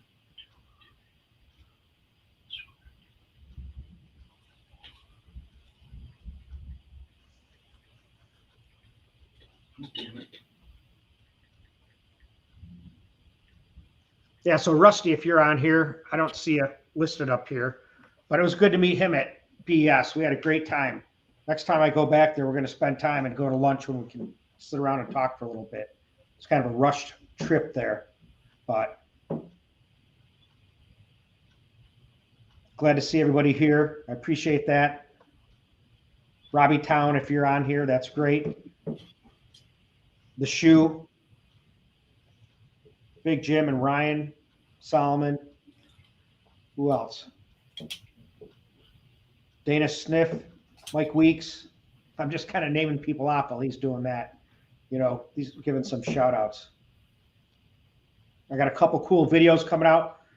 Don Irwin has a bad, I think it's an 85 T-Bird. I got a nice video coming out for that. Pete Reichert, he's got a, what are they, the 2018 Cobra Jet Mustangs. The thing runs like 807 at 170 miles an hour. So I'm making a video for that. I want to go to his dealership, Reichert Auto Mall in Groveport, Ohio. It's the largest Ford dealership in the world, I think, maybe even car dealership. You know, they have restaurants in there, museum. I don't know how many dealerships are, but he's got a great car collection. Reichert's do, and I want to go through there and check them out, make a video for you guys, and that'll be pretty cool. What else is going on? Joe Pappas, you saw that. I did a quick interview with him. I got to call him up, and we're going to get him scheduled, maybe even this week. Scott Shafroff, it was nice to talk to you today, so we're going to set up a time with you. Rob Landy, Dandy Dick's son, got him coming on. I'm going to try to text him tomorrow. Who else? We got the Reverend coming back. The answer to your question is yes. 4.08 inches of area at the valve. Let's see. You better hook him up with a super chat for that, Wesley. A 4.3 inch square inch area, min cross-sectional area, in my opinion, is too small. Or too big, I'm sorry, too big. It should be 3,750 to 3,800, which would put it at 300 feet per second. Now that's assuming 2280 with 4.082 square inches will flow 480 CFM, that's what it should flow, 118 CFM per square inch of valve area. And your 5.5 cross-section opening is on the money. That's perfect. But yeah, that's too big a choke. That is too big a choke. Thanks, Wesley. MCR engines.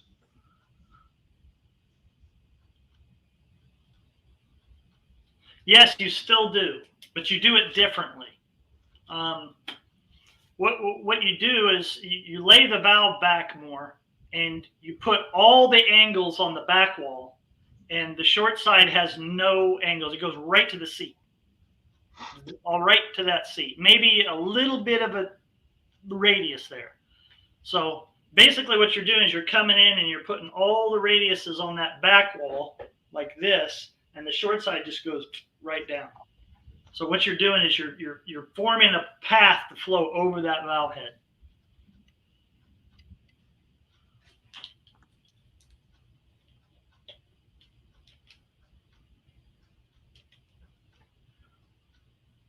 I mean, you could talk 4 hours on that probably.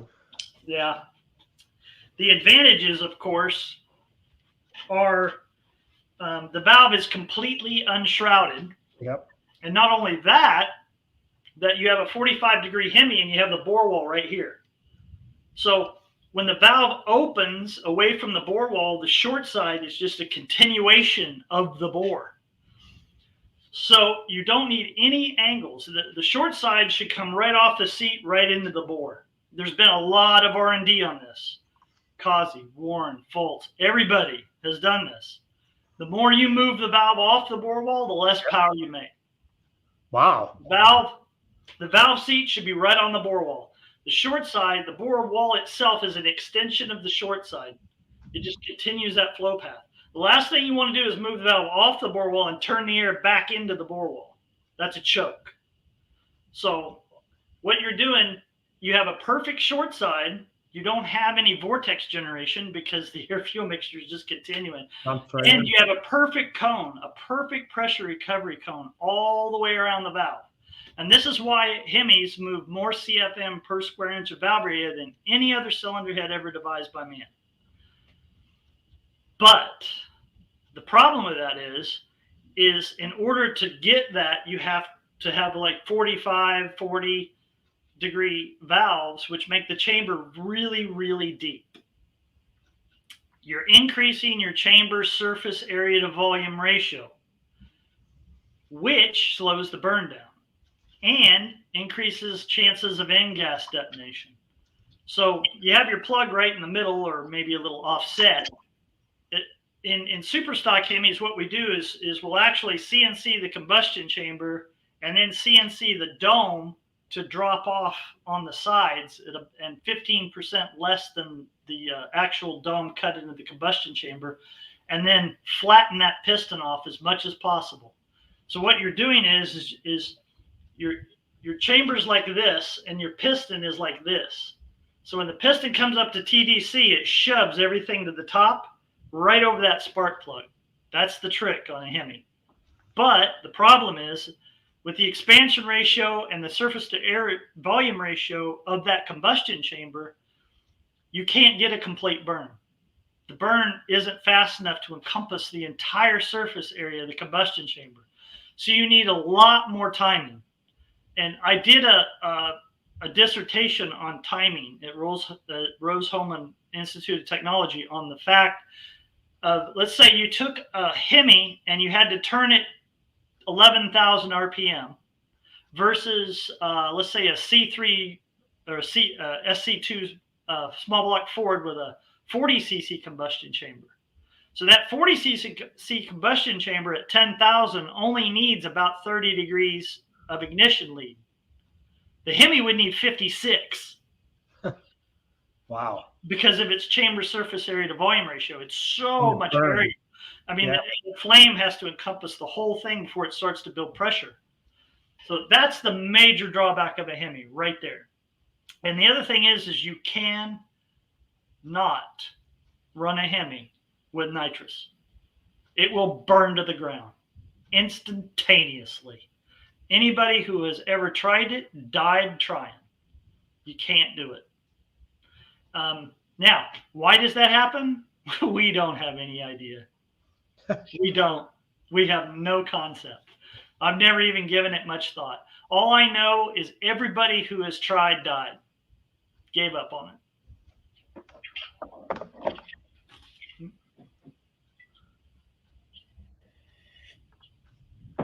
Grooves at the exit. I have a lot of theories, but I have no proof.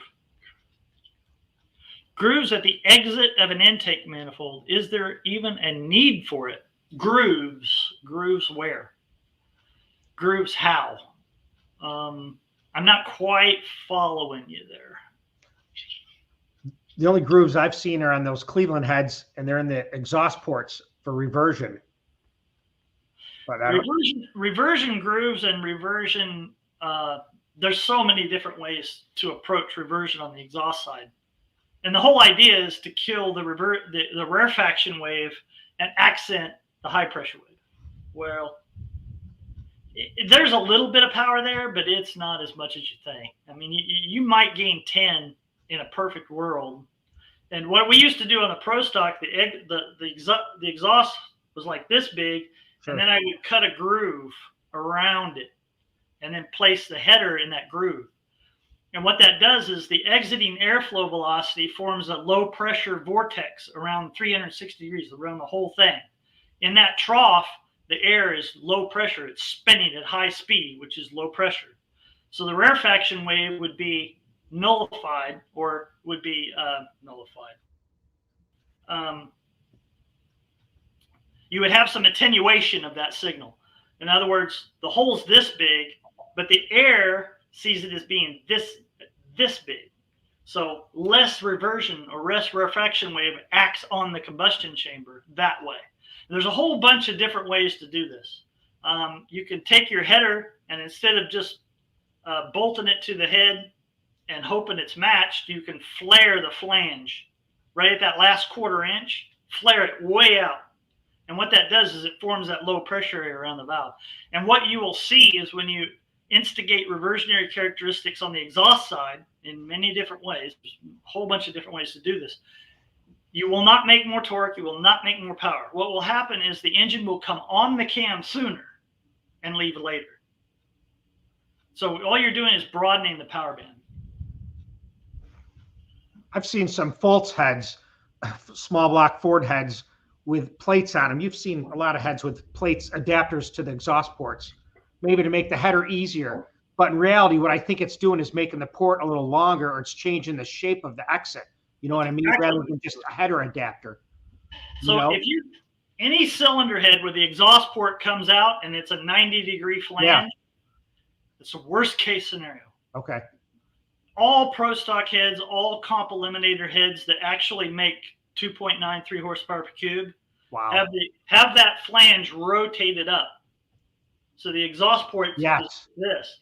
Okay. All you're doing is you're making the roof and the floor the same length, so the air doesn't try to roll over itself. So the exit, the velocity gradient, velocity gradient, velocity gradient, velocity gradient. Can't say that enough. Minimize, minimize, minimize, and you'll make more power. What you're doing is with a 90-degree flange on the flow bench, you can actually feel it with your finger. There'll be a hole on the floor. All the airflow is on the roof, and the airflow that comes around the short side is already rolling back around. The air is literally turning around and going the opposite direction. Right. So when you lengthen that, up and up, same, you don't get the rollover. You don't get the boundary layer breaking off the radius, and the exit velocity is uniform. That's why we do it. I just learned something, because I thought they were just to make different headers fit on the heads, you know, until you started talking about it. And 14-degree flange is usually 14 to 16 degrees is about what we've found evens them up. See, more secrets for you guys to listen to and learn.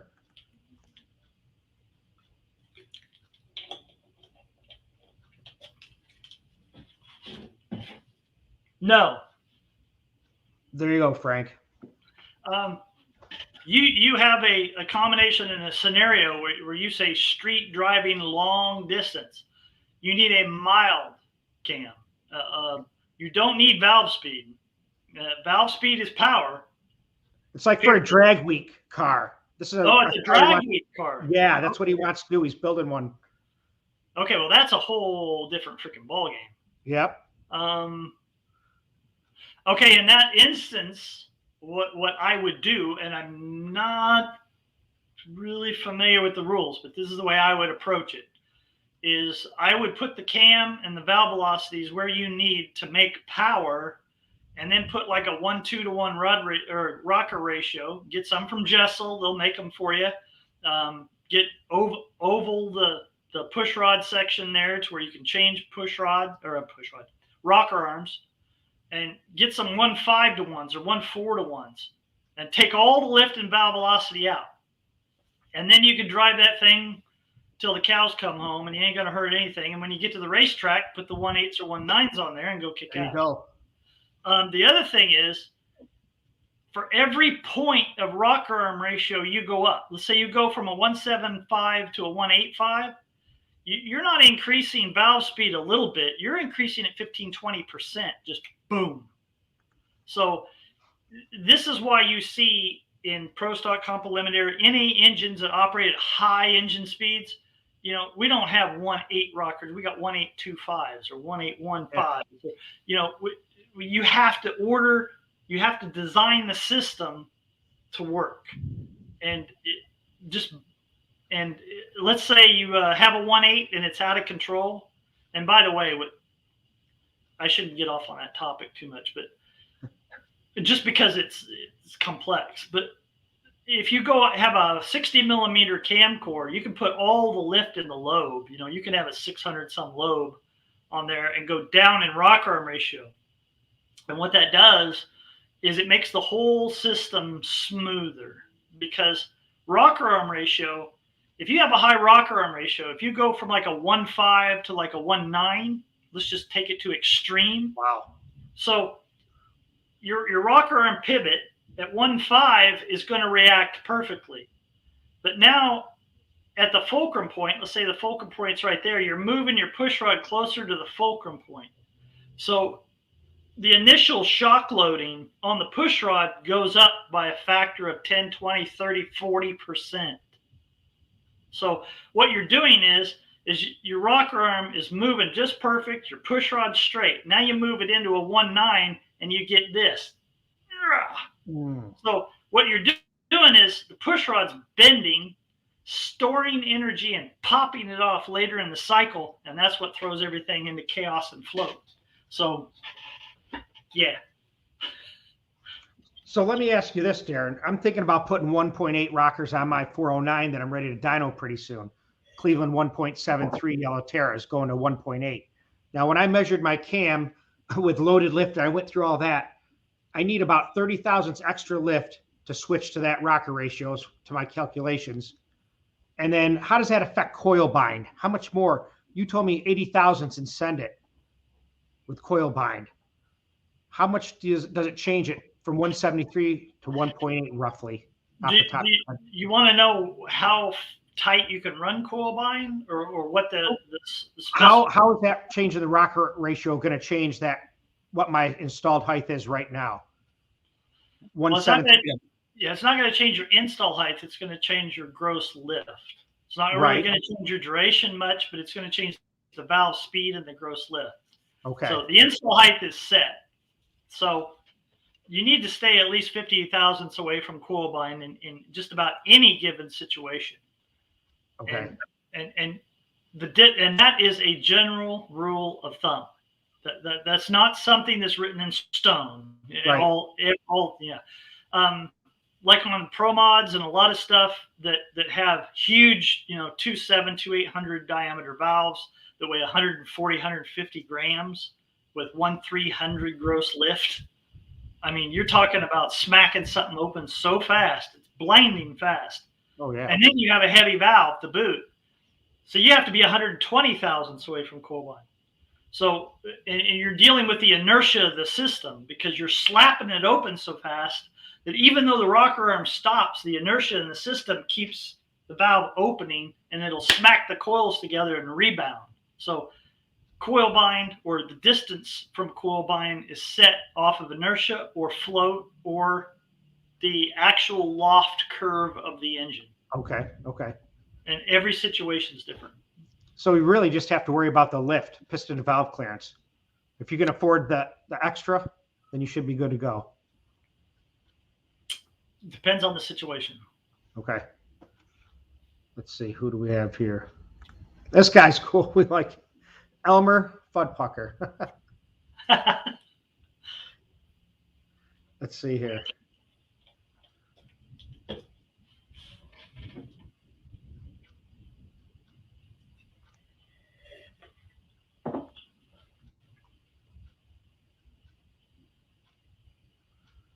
They're terrible. Yeah, they're terrible. I mean, terrible is relative. I mean, it's not as bad as a Pontiac. Sure.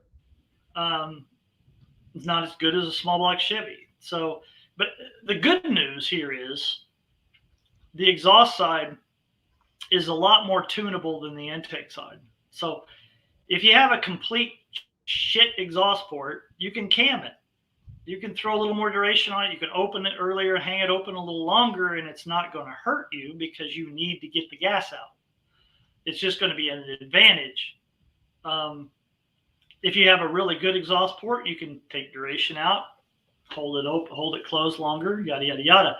But you can't do that with an intake port, by the way, because an intake port works off of atmospheric pressure, 14.7 psi. That's all the energy you have to deal with. But on the exhaust side, you've got 800, 1500 degrees, 500, 600, 800, depending on nitrous, 1000 psi of pressure. That's all the energy. You have a whole bunch of energy to utilize and capitalize on the exhaust side to make up for the fact that you have a crappy exhaust port. So exhaust ports being bad aren't as bad as people think. At least they're not as bad as if you had a bad exhaust port relative that you can take. Yeah, they're not that good. And one of the problems, or the problem with any exhaust port, is when they come out, the floor should be, well, basically like this. And with a Ford, you have it like that. So it's coming out and going down, which air doesn't do that. It's not going to make that corner. It's going to break the boundary layer. It's going to go turbulent. It's going to sound nasty.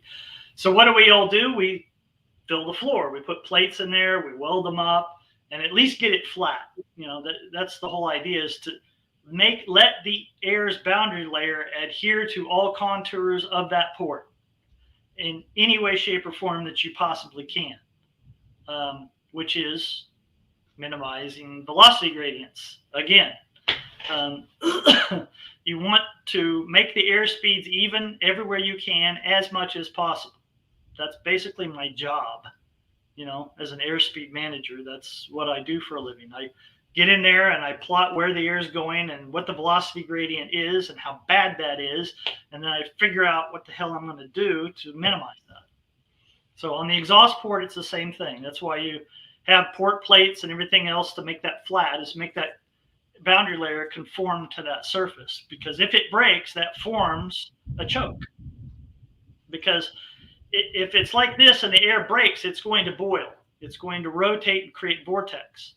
The more air you try to shove past that point, the bigger that vortex gets and the more it shuts the flow zone down. Kind of rolls on itself coming out. Yes, absolutely. Absolutely. Now, they used to make plates called stinger plates for Cleveland exhaust ports. And someone had asked this question before, but I missed that because I thought they were talking about the aluminum high port. They're talking about the stinger port. It goes in the exhaust ports. It's a flat plate, and then it affects that boundary layer. So instead of coming out and rolling over, it comes straight out. Those work. Yeah, those work. Yeah, okay. Absolutely they do. Here's an interesting one.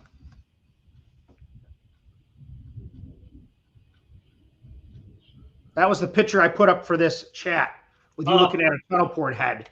And it was on a Corvette forum, I found it. Yeah, I could talk about tunnel port heads in various forms, whether it be Pontiac, Ford, or what have you. Yeah. They have some huge inherent flaws, and the flaw is putting the push rod in the middle of the port.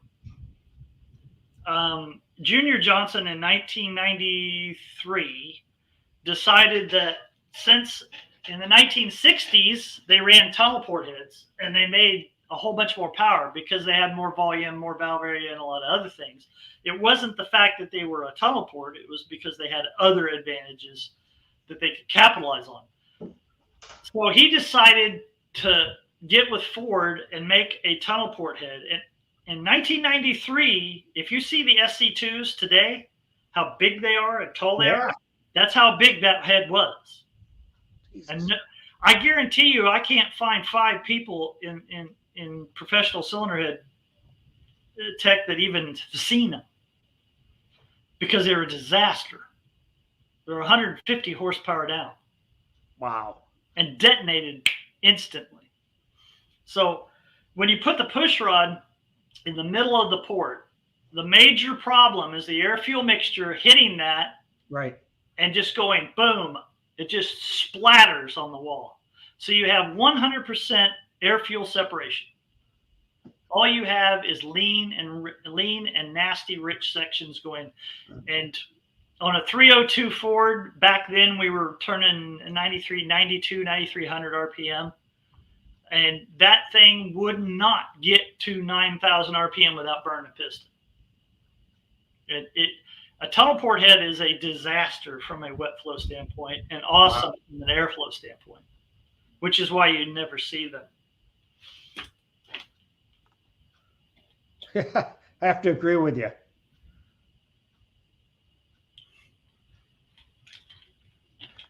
Thanks, Greg, for that super chat. Appreciate it. Yeah, Wesley. People, because people, I just try to go down the line and keep up with it. Some guys are putting in like 5 questions at a time, and it's not fair for other people, but it's hard to figure out. There's so much to get to and to read. I want everybody to be able to get a question answered. So I'm trying to go down the line here. Let's see what we have here.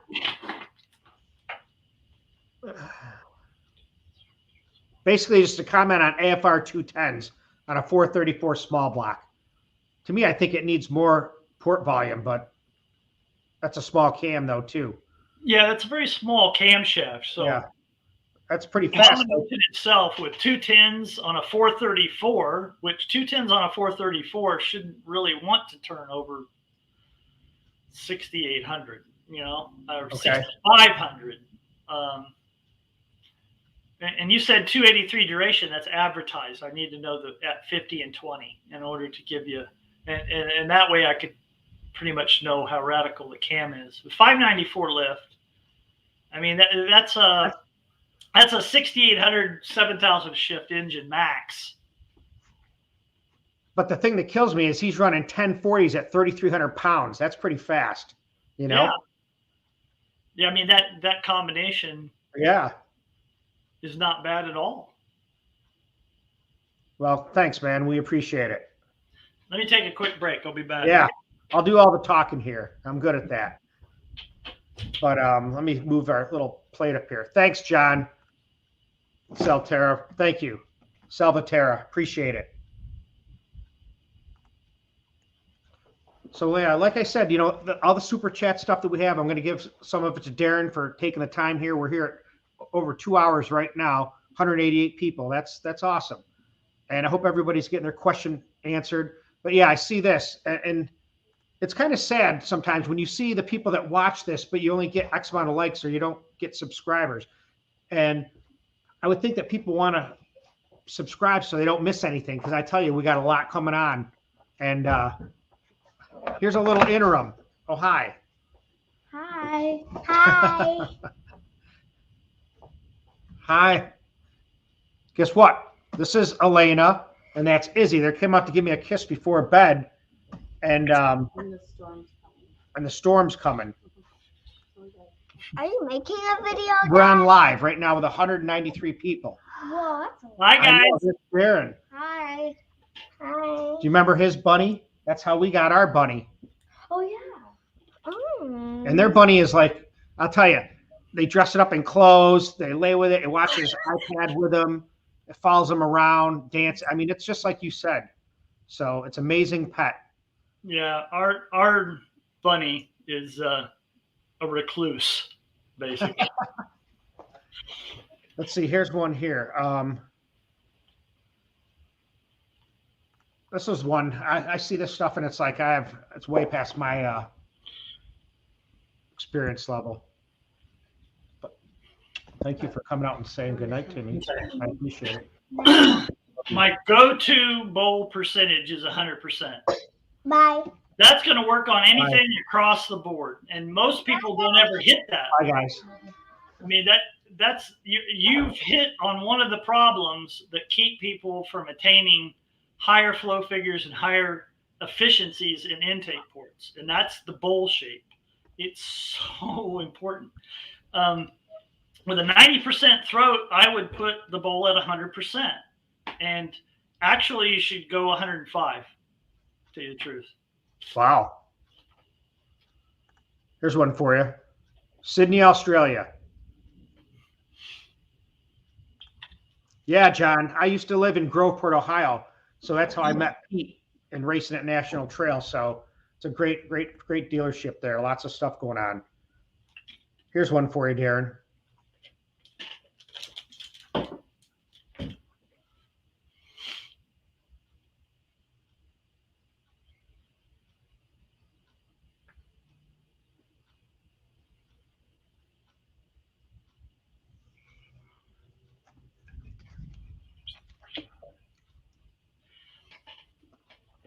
The question is formulated in such a way that it's hard for me to follow.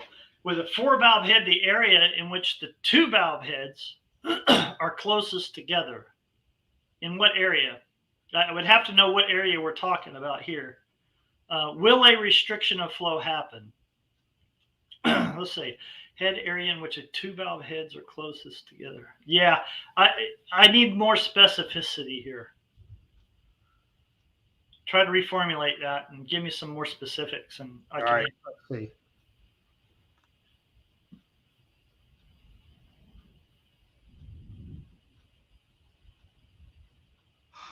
What Boss 9 head are you talking about? Aries Root, Ford, Kazi? And what competitive class, what discipline of racing are we talking about? I would have to know that. I would have to know what your competitor's RPMs range and power is, and what specific cylinder head we're talking about. Put it back, Karen, and then we'll come back to it. Or email me and I'll email him. What's up, Adrian? This is Adrian from New Zealand. Can't answer that. The same. Okay. The make and model of the engine does not matter. It's cylinders, pistons, and rods, and heads and valves going up and down. I can make anything for a small block Chevy or a big block Chevy or a small block Ford that equal each other. Now, I will say that the drawback to the small block Ford is its bore spacing, more so than the Chevy. So the Chevy, you can put a bigger bore space, a bigger bore to stroke ratio in the engine as opposed to a Ford. But there's Ford blocks out there right now that'll go 4,200. So you can make the same power with both. Let's put it that way. No. And the reason I say that is, should the exhaust port flow ratio a percentage of the intake? No. There should be a size ratio. And people get this mixed up all the time. And I did for freaking a decade. The size ratio that we speak of is 70 to 75% or 80% for a supercharged engine. And that's a size percentage. The flow ratio itself is inconsequential because Pro Stock Comp Eliminator, any unlimited NA engine will flow about 65% of the intake, where a street engine needs 75% of the intake. And that's all because of the cam and the situation that you're dealing with. There is no one-size-fits-all port flow ratio between intake and exhaust.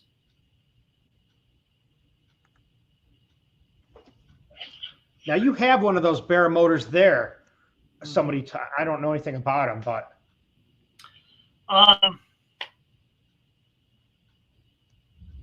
it depends on the lift regarding to lift on intake and exhaust on the turbo. Let's put it this way. If you put the throats at 88%, you can't go wrong. That's safe. Perfectly safe. You know you're going to make good power, torque. The engine's going to pull fuel and accelerate. Once you get above that, you're playing with fire. Okay. Thanks, John Wilburn. We appreciate it. Thank you. Greetings from Brazil. All right, Frank, happy birthday. If I don't talk to you, my friend.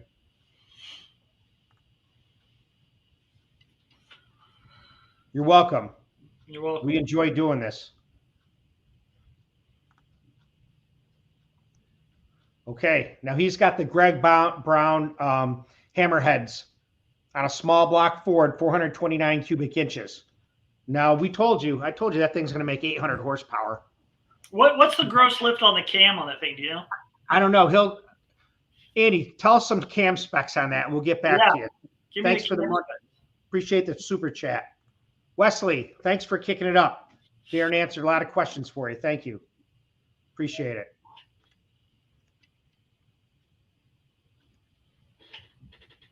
Ram Air 5-cylinder header, DCI Motorsport split intake port, Pontiac Ram Air 5. My experience with that cylinder head is very limited.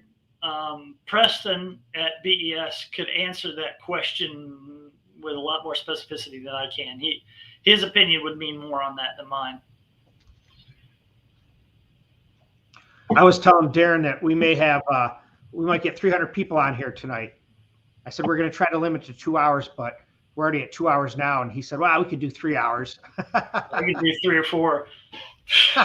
You never get tired of talking about it. Yeah, I'm weird that way. I can talk about outside the box. Thank you. We appreciate it.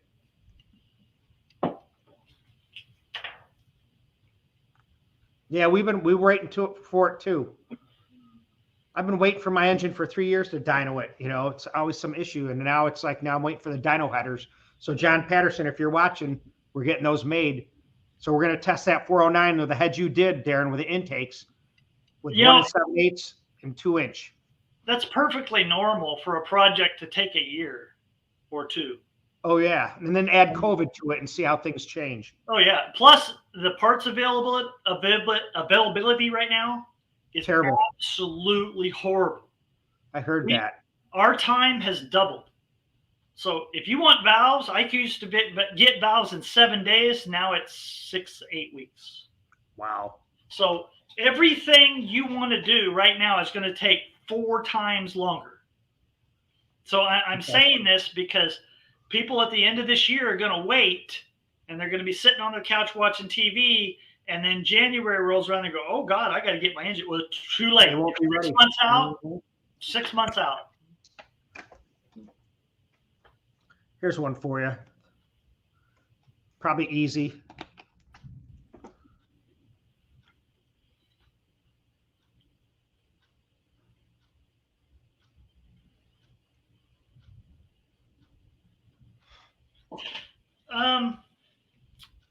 The answer to your overall question is yes. As far as way too big, yeah, they're too large. They're too big. And you see trick flow 255s, and the stock port's like 265, and they went down to 255, and that's much better. Yes, the GM heads, the LS1, LS3, and LS7 are slightly too big than what they're used for, but it's a dry flow system, and it's an EFI. EFI covers up a lot of problems. Yeah, I bet it does. You would never get away with that with a carburetor on top. Never. That engine would be a complete dog. But with EFI, if you don't have signal, it really doesn't matter. You give it fuel anyway. So, yes, but you are correct. The ports are a little too big. Now, you touched on this before, and I thought it was a chamber shape that you had to change, not sink the plug, not recess it.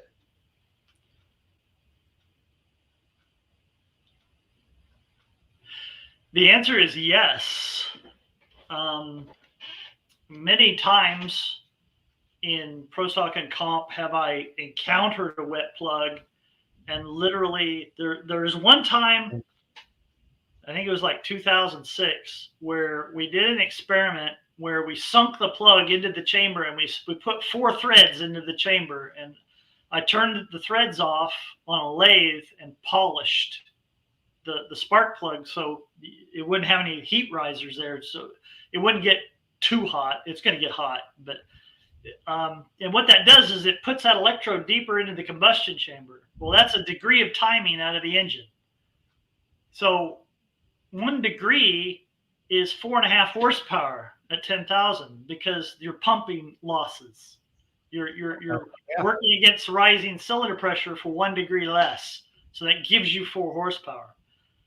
The inherent problems with that is you can't read the spark plug, and the spark plug, you have to go down in heat range, way down in heat range, because it gets so damn hot. Not a good idea, really. In hindsight, it wasn't a good idea. Here's the cam for those hammerhead Hemi heads, Greg Brown's. Small roller. That's really small. That's like really, really, really small. But it's a driver too. It's a street car. I'm pretty sure he drives it. Well, maybe he doesn't drive it on the street. I don't know, Andy. Okay, the 108. If I was going to do a cam for those for the street, that's a nasty little street cam. I'm not. See, how big a motor is this? 429. Okay.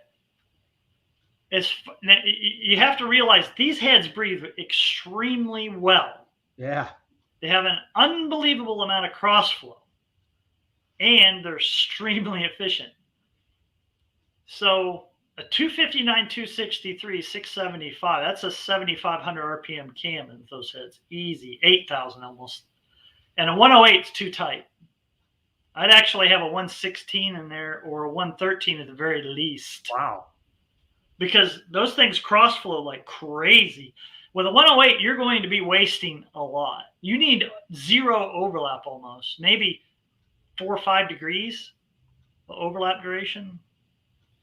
But it's going to pull hard. I mean, even with a 108, it's going to pull hard. Yeah. Thanks for listening to us going across the country.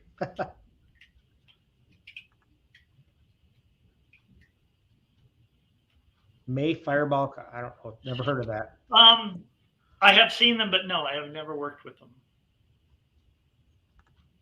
You're welcome, Jamie N. Appreciate it.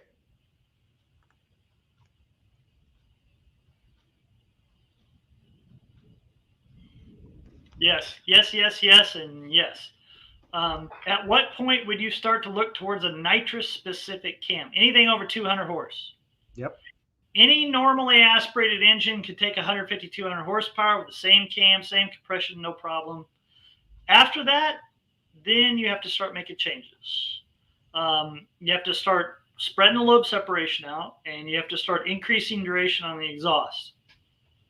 The break point is about 450 shot. That's when the whole engine design changes. That's where everything changes. You can go 350, even 400 shot with an existing combination by just simply lowering your compression ratio, spreading the lobe separation out, and adding duration on the exhaust. You can handle 300 shot, no problem. 350, you need to start thinking about chamber dynamics. But by 450, the chamber changes, the valve angles change, the cam changes, everything changes. And by 600, it's completely 600 shot. It's a completely different engine.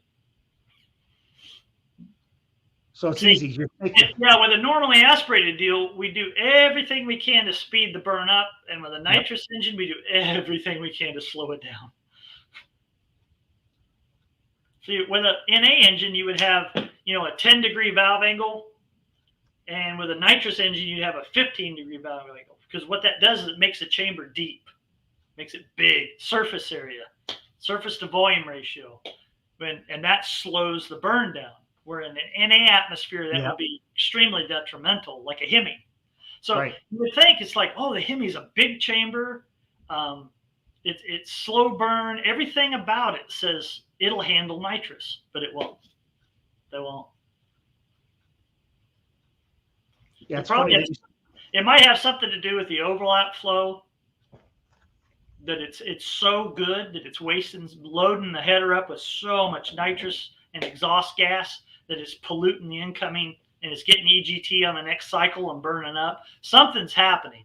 We don't have a handle on why that happened, because the people who have tried to run hemis with nitrous gave up on it so fast. It was so bad they just went, I'm done. I'm out of here. I'm not messing with this thing anymore. Because every pass it would just boom, boom, boom, blow up. Now he just sent me this too, or let me see where it is, right here. So he's got this cam too. He's going to test for those hammerhead, Greg Brown hammerheads. That would be badass. That's an 8,000 RPM nasty little, yeah. There you go. And see the 275. That's a lot of duration. I mean, that's an 8,000 RPM cam with those cylinder heads. I mean, that's 800 horse. There you go. Even with that little cam, it would do that.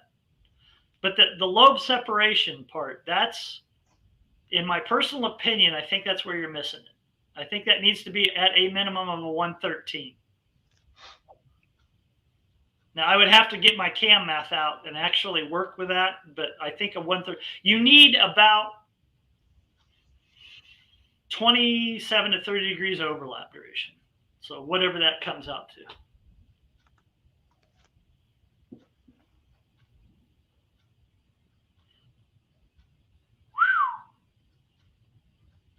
That's a complex question. What limits the amount of nitrous is flame speed, not the design of the engine. There is a point. Yeah. There is a point with nitrous where you can no longer control the flame front. The flame speed is so fast that it will go supersonic, it will melt parts, and there is nothing you can do about it. And that limit is about 1,200 horsepower shot. Wow.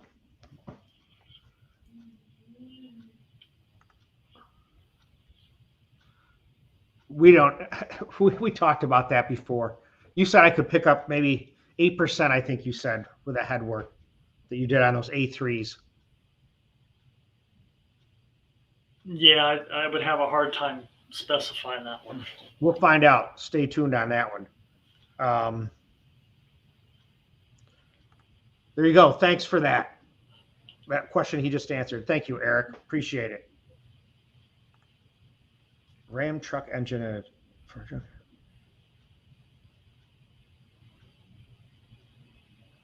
Okay. You know, there's one thing about turbos that make them extremely good for building power and streetable power. Is that a term, streetable? Yeah. Hell yeah. The thing with the turbo is they're pressurized and the cylinder is so smooth and so even. Nitrous is like this. Okay? I mean, the pressure spike in the cylinder with nitrous is just a spike. With the turbo, it's nice, beautiful curve. That's why you can make 3,500 horsepower with a turbo and with a X block, you know, whatever block you're using. Yeah. And you try to do it with nitrous and you would be wearing the crankshaft in your lap because the pressure spike is so high with nitrous that you're trying to shove the crankshaft right out the bottom of the motor. Turbo is just smooth as glass. The pressure rise, everything. They're so much less detonation sensitive. I mean, turbos are the most awesome power maker in the world. You could take a stock motor and make 600-800 horsepower with it. Yeah. Turbo is so easily. But you do that with nitrous and you're going to knock the mains out of it because the pressure spike's so high. Now, with turbos, I will say this. In professional racing circles, the people that know how to build a normally aspirated engine, if you give them a turbo, they're deadly. But Wow. Turbos are so easy to make power with. You know, it's basically whatever the turbo will flow is how much power you can make. But if you give that turbo to somebody who can design an NA engine to make a lot of power, they will be deadly on the racetrack. I think Ferrari said when they allowed turbos in Formula One, his comment was, "Great, now idiots can build racing engines." Yeah. In other words, it's so easy to make power with the turbo, it's almost effortless. But you give that turbo to somebody who actually knows how to build a professional racing engine, and they'll make it 5, 6, 7, 1,000 more horsepower.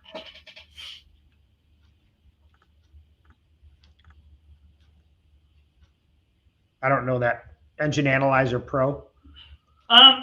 With any engine simulation software, and let's take the name of the company first. Performance Trends. Yep. That's what software or modeling software, whether it be electronics, mechanical engineering, EFA, finite element analysis, whatever you're doing, all you're trying to do is analyze a baseline. First, you have to have a baseline. So if you try to get EA Pro, Engine Analyzer Pro, which is an engine simulation software, and you try to develop an engine within that software, that's not the way to, that's not what that software is designed to do. You're not supposed to use that to design from the ground up. What you're supposed to do is you're supposed to have a usable baseline to work from. Okay, I have this engine combination. I know every I've analyzed it mathematically. I know everything about it.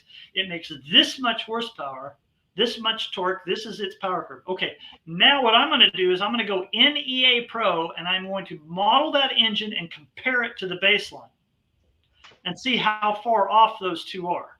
Then I'm going to manipulate the EA Pro to get it as close as possible. And then I'm going to change things within EA Pro and see where it goes. Very small changes, not big ones.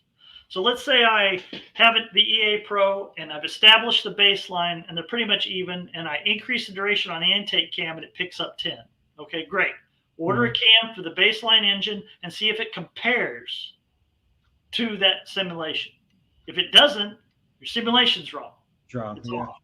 If it does, then you've picked up a trend. Now you need to start working on that trend, exhaust that trend, and find another one. That's engine research and development to a T right there. That's what we do for a living. So engine simulation software is usable within a narrow confine.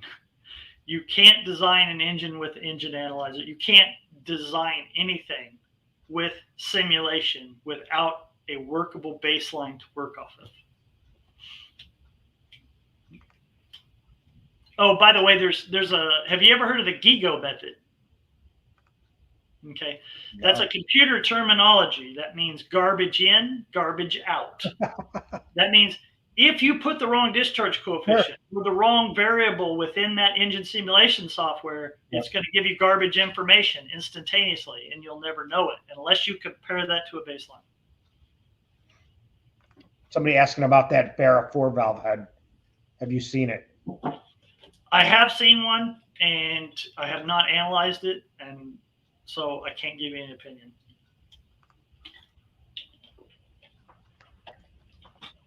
David Vizard. Well, David, hi for me.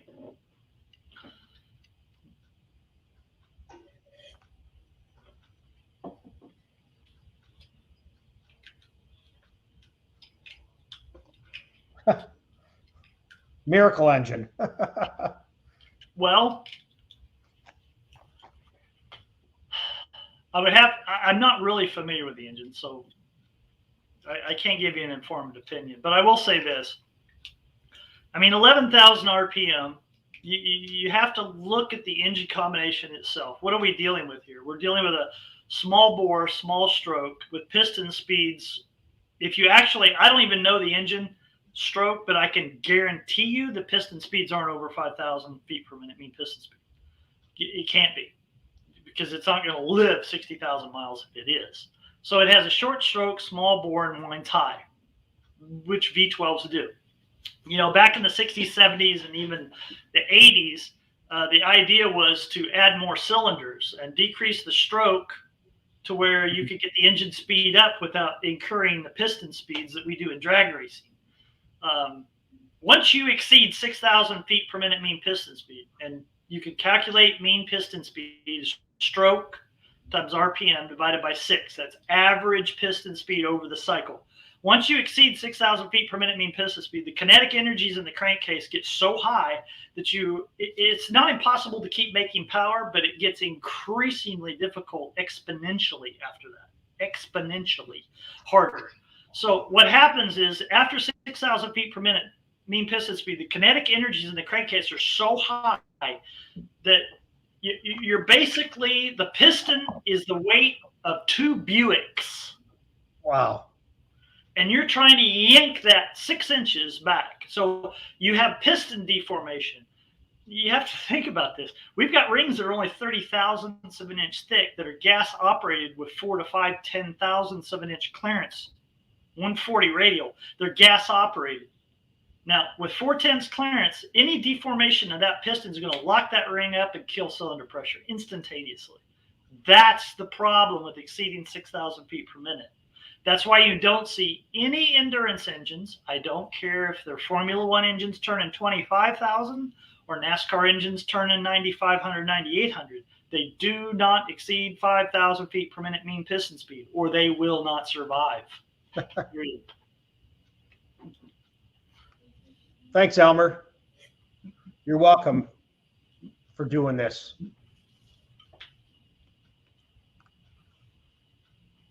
Thanks, RevTech. Thanks. There you go. Big perm. Streetable. Yep, it's a term, so you're good to go. Ford stuff, right? Oh, yeah. The ones I can talk about are Ford and the Chevy IRL project. The Ford Pro Stock Head and the Chevy IRL project. Those are the two I can cop to.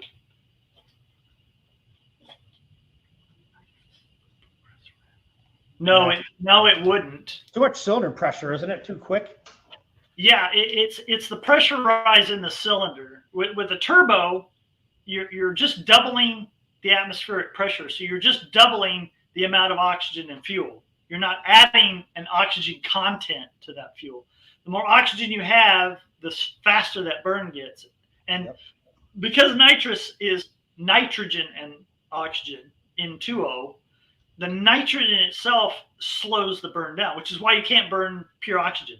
It's like, well, if oxygen speeds up the burn, why don't we just use pure oxygen? Because it's too volatile.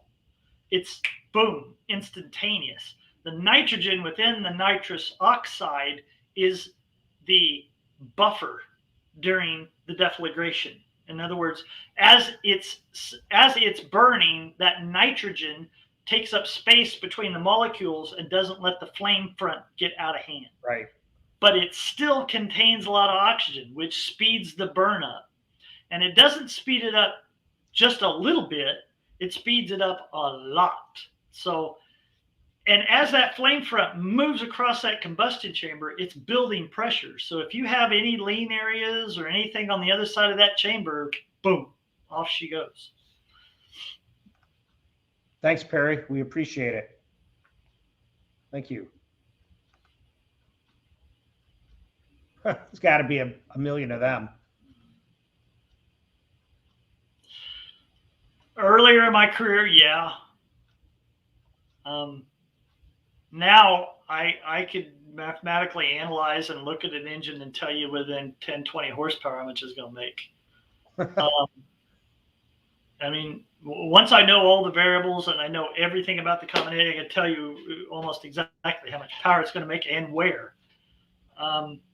Yeah, earlier on in my career, the Jaguars, the V12s and the inline sixes that we built with my dad surprised me. As a matter of fact, we tuned, it's kind of a funny story, but we were on the dyno, and of course you have Weber carburetors sticking off the side of the six cylinder, and you have adjustable stacks that you can change the length. Well, we're sitting there changing the length and making a pull and changing the length and making a pull, and I had an idea. I'm like, why don't we just watch it? So I got an adjustable timing light and hung it on one and timed it to a runner and said, take it to 6,000, and just watched it and then tuned it to where the pulse was right at the edge of the trumpet, and that's where it made most power. Wow. Thanks, Super Killer. He's asked some questions. Appreciate it.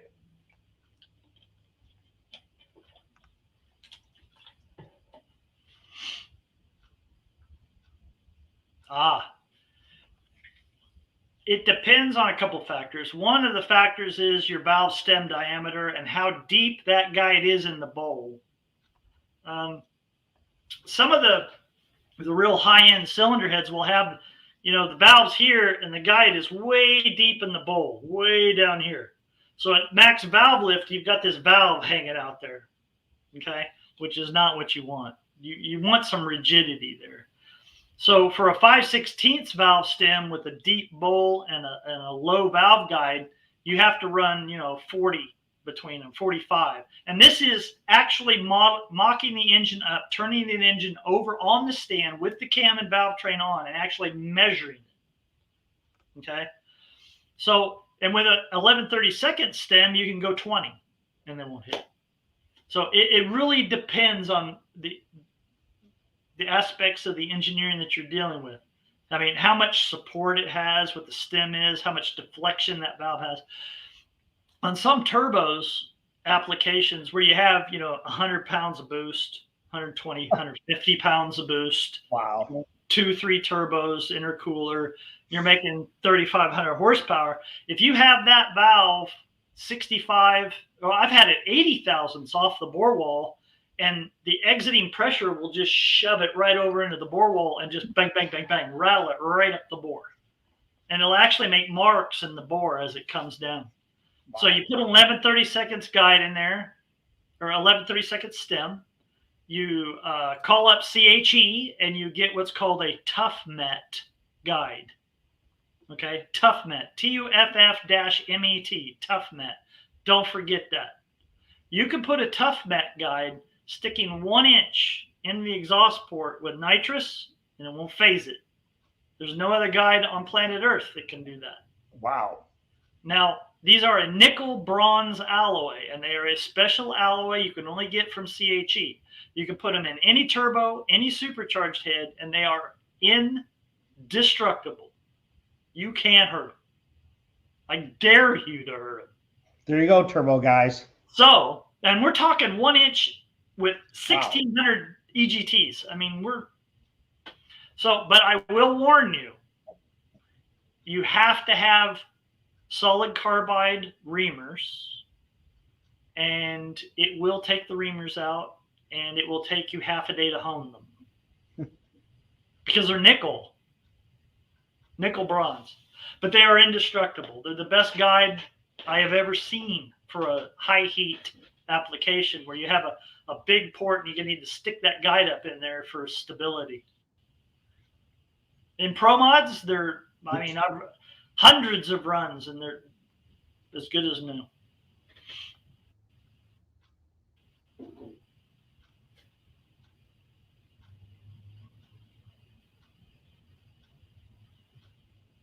Okay.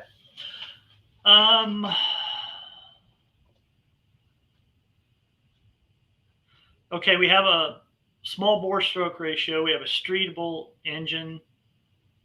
And I will say that a 1050 is definitely a big enough carburetor.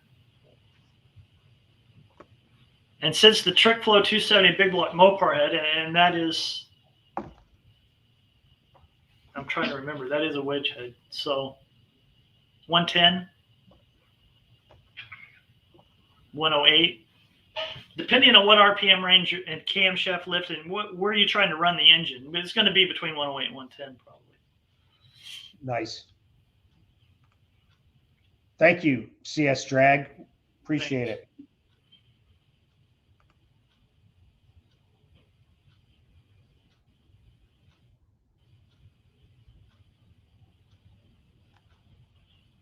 Two-inch intake valve is bigger than the port. E7 460. That to me, that's 87. E7 is 87 460. So I don't know if that's just a stock 460 head. Oh, okay, okay, I gotcha. Well, it depends on the RPM range you're going to run the engine in. If this is a street engine, that choke might not be a choke. That area might be advantageous, not Right. detrimental. It's the RPM range in which you're going to run the engine and how much air the engine's asking for. If you raise the RPM potential of the engine to a point where it's asking for more air than that cross-sectional area can feed, that becomes a choke. But I'm assuming, this being a street engine, you're going to be 765, 6800 and below. I'm assuming that. So with a 2-inch intake, you're even lower than that. You'd probably be fine with a street engine on pump gas. It's probably not a detrimental deal. So here's a question. You know, the valve is the choke. That's the limiting factor. Okay. Yes. So let's just use a Cleveland because I'm Cleveland head and it's easy for me to know the valve size. 219. Now, one time I had a set of heads and I set them out and had them ported, and the guy put a 225 in it. Now, I was told that that was the worst thing to do because it actually doesn't flow as good. Now, is that because the valve edge is closer to the bore as it comes out with a bigger diameter? Or is that a wrong answer? Or no, I understand what you're asking. I talk a lot about a velocity profile. And by that is if you took the whole induction system and you cut it in half right down the middle and you looked at it, everything would accelerate all the way to the choke. Right. And then open a little bit and then accelerate to the valve. Right. So at any point in that system, if you close it up off stream, that's relative to how much air the engine's asking for.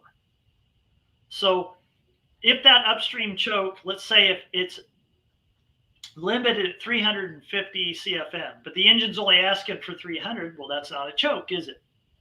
And if you put a bigger valve in there, what's that going to do for you? That's going to lower the average airspeed because you made that area upstream bigger, and it's going to hurt you in torque. Okay. It's all a balance. The real truth is 219 is plenty big. Thank you. Broke Joe Builds.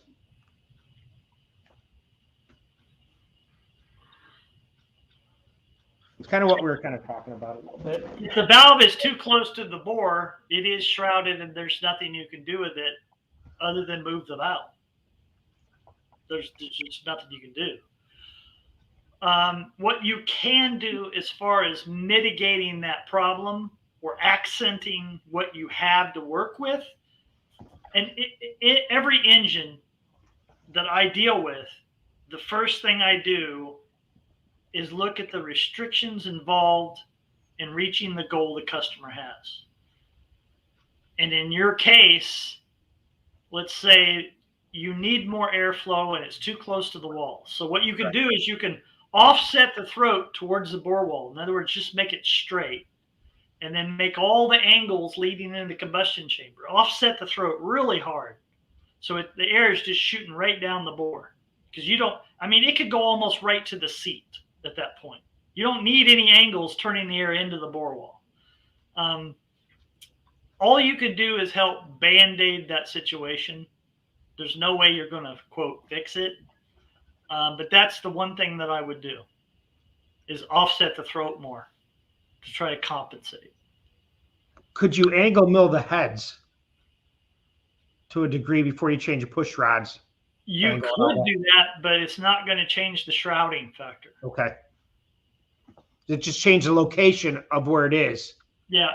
What we do, there was a class in 2006 called Mexican Pro Stock. Mexico decided that they were going to have a Pro Stock class. And what they did was they said, okay, we're going to have a 468 big block. You use a stock block. You use Brodix heads. And this is the heads we're going to use. They're spec heads. So they have spec right in the floor. You can't pour them, you can't do anything. You valve job them, and that's it. But in the rules, it didn't say anything about offsetting the location of anything. So what we did is we moved the cylinder head off with offset dowels. We moved the bore 100 thousandths over and 100 thousandths back.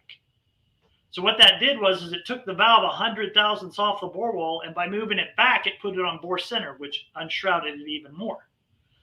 So that was 60 horse. Wow. Yeah, wow. That's amazing. Offset doweling. And what we did was later on, they said, well, you can't use offset dowels. That's what the rule book says. You can't use offset dowels. So I used a Ford dowel instead of a Chevy dowel and offsetted that bitch anyway. I didn't use offset dowels. I used standard dowels. And I think they did that in the pro stock days. They actually moved the head over on the deck surface. Jogging. Yeah, that's what we call jogging ahead. When you jog, we jog heads all the time. And a lot of times what you can do is you can take a cylinder head that has 7/16 studs. Yeah. Put 3/8 studs in it and move it 20 thousandths, 30 thousandths. Well, what about clamping change? Going from 7/16 to 3/8? Normally we use 3/8 studs in pro stock, man. No problem. Really? Yeah. You can get H211 tool steel studs. It'll still torque up to 65. Yeah. Here's one. I don't know. This is a tough question, I think, but I don't know.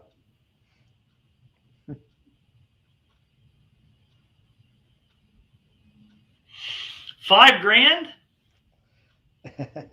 Give me 25 grand, at least. $5,000. Well, it's Broke Joe build, so Broke Joe says $5,000. So if I was going to make the most power on the street on pump gas, low buck as I could get, if it was a Ford, you'd build like a 460. If it was a Chevy, you'd build a big block. You'd stroke it, and that's about it. That's all you can do. There it goes. Go big block and stroke it. You're talking about bore notches is in like the 396 big block Chevy. Yes. Had them too.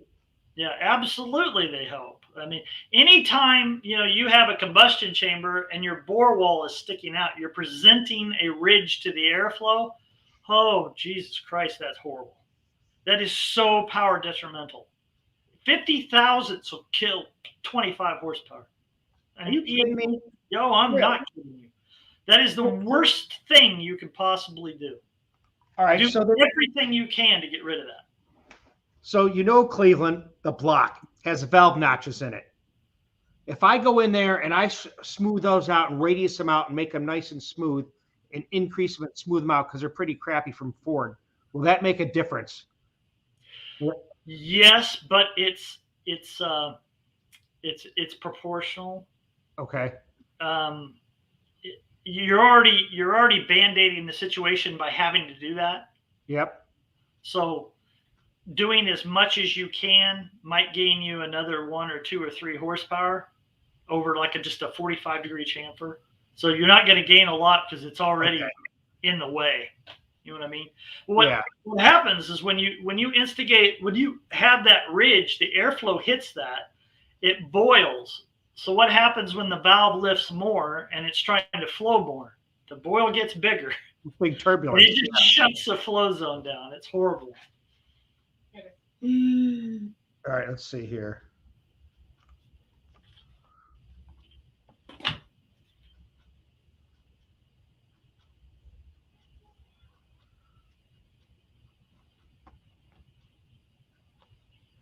Okay. Well, I would have to know. I can talk in generalities as far as this is concerned, but I really have to know a little more specifics on the engine combination. But what would be the limits on compression? The limits on compression are the limits of your fuel and chamber design. Nothing more. Cam design in a 4-valve boosted application on 85. The cam design itself, whether it's a 4-valve or 2-valve on E85 or not, is relative to your goal, whether it be power and RPM. I would have understand what you're trying to accomplish, what your goals are in order to answer that question.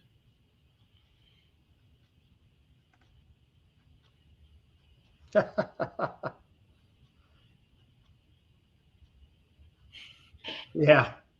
Yeah, well, I would have two. The first 10 years, when I was 20 years old, I got to work on my first Pro Stock engine.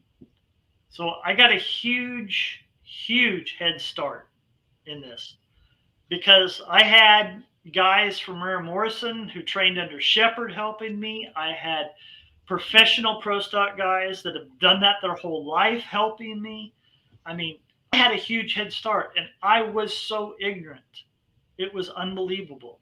I mean, I look back on that time, and when I look at when I approached that first Pro Stock engine, I actually have a picture of it. Actually, I was looking through old pictures the other day. I actually found one. I was so intimidated. You got to realize I was 23 years old, and 20 when I first got my start. 23 when we were really into it. And we out-qualified Glidden and Warren when I was 23. And that was probably the highlight of my career because let's put this in perspective. I had no clue what I was doing. I was guessing. And we actually accomplished something. I got my first flow bench. I was working on the flow bench and on these Pro Stock heads. And I was so intimidated by that engine. I was so scared of making any changes. And I'll never forget, my dad came to me and he says, it's a freaking tractor engine. It's a 500 horsepower, it's a 500 cubic inch tractor engine. Just think of that. Yep. You know? And for some reason, that made it better. I don't know why. It's like, okay, it's just an engine. Just concentrate on that. You're fine. Yeah, physics, I had to get a tutor. It took me like 3 years to get through 2 years of physics. You see that? Oh, yeah. I can see it. See the baby on the hood? That's 1973. That's my dad's race car. Oh, that's cool. Okay, I'm going to show you something. This was done as a joke. Almost looks like the Ram Chargers, high and mighty. You know, look at that. In a Metropolitan, no less. We took a Pro Stock manifold and we put it in this freaking thing. Yep. It's a Metropolitan. That's me when I was 18, working on a Mustang, 68 or 67. I can't really tell. 60. That's DG Gillum. Nice. Okay, let's find this picture. There you go. 1993. That's the first Pro Stock engine I ever worked on. Wow. Now, what block is that? Huh? DRC. What block was that? That was a Pontiac, and yeah. I mean, we made 1,135 horsepower then. And you think about now, they're making 1,500. And back then we were turning 9,000, and now they're turning, well, they could turn 11,512 if they wanted to, but they're limited to 10.5. On a sprint style injection system. Okay. For drag races, is it better to install electronic injector or stay with a mechanical nozzle injector on E85? Mechanical injection can and will never rival the atomization or the plume of an EFI. There's just no way. Okay. Even if you jack the pressures to 200 psi and have perfect air bleed and high pressure injection, you're never going to rival an EFI. That's the problem in mechanical injection. On alcohol, you can get away with that, you know, because the fuel density and the vaporization rate of alcohol is really high. So you can, well, density's low, vaporization's high. So you can get away with mechanical injection on alcohol, but it's tricky. You have to know what you're doing. It's not easy with mechanical injection. You definitely have to know what you're doing. With EFI, it's a breeze. You know, you have better atomization, better control across the board. I would never build a mechanically injected anything. There you go. We kind of talked about that. We did that. As a matter of fact, we actually, you have 90-degree bores. We actually bored the block offset in direction of rotation to limit to reduce the lockup and reduce the wall friction of the pistons. And that was a nightmare. For 8 horsepower, that was a nightmare. 8 horsepower. Not something that anyone should ever do. Offset boring is not a good idea because your piston and rod have to be centered. If you throw anything off center on that rod, your piston is going to do some really strange things. You know what? I'm always interested to do a live chat so we can talk about that. We'll do that. Here's a good one. I always wondered this myself, the twin plug Hemi.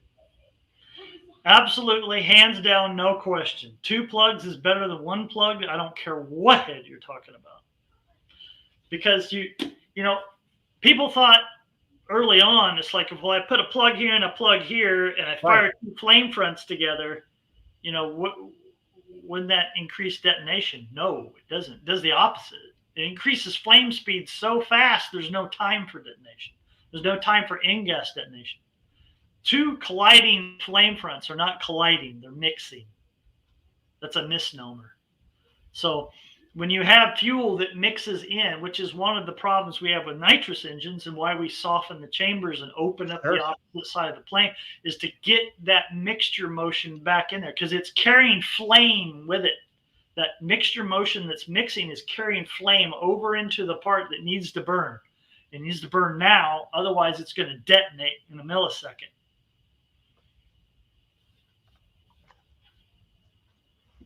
Now you ported a set of these or did some work on them. I saw your post on that. Open chamber heads are more detonation sensitive. That doesn't mean that they are detonation prone. Right. But under certain circumstances, their tuning window is narrower. So let's say you're always at the mercy of the volatility or of your fuel. I mean, of how much compression it can take before it literally detonates. So that comes into play. But open chamber heads are more detonation prone, and they narrow your turning window just a bit.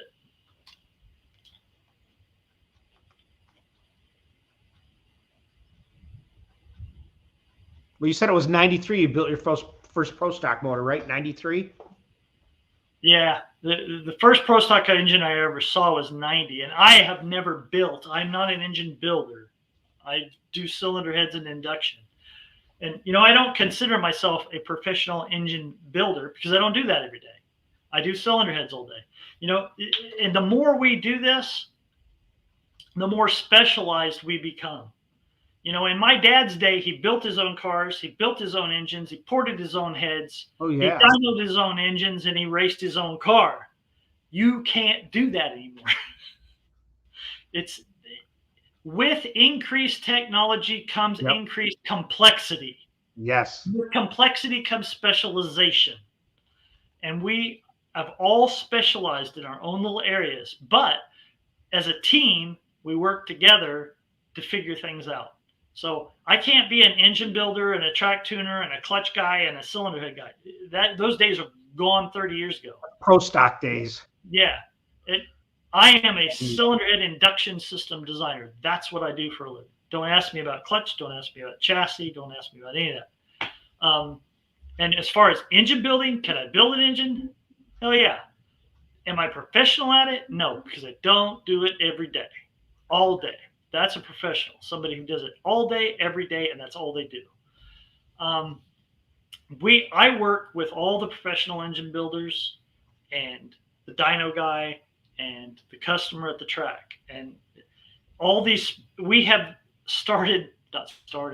become separated so much that the team aspect of everything has become monumentally important. If you don't have a well-formulated, cohesive, motivated team of people, shit ain't going to happen. It's just that simple. And that's one reason I really enjoy working for BES, because these people work together. Everybody works together. There's no egos. There's no, everybody wants to achieve the same thing. And that's the most power we can for the money that customer spends. And we'll do anything to do it. You want to know what that's called? That's What? called teamwork. Oh, yeah. Teamwork. There's no I in team.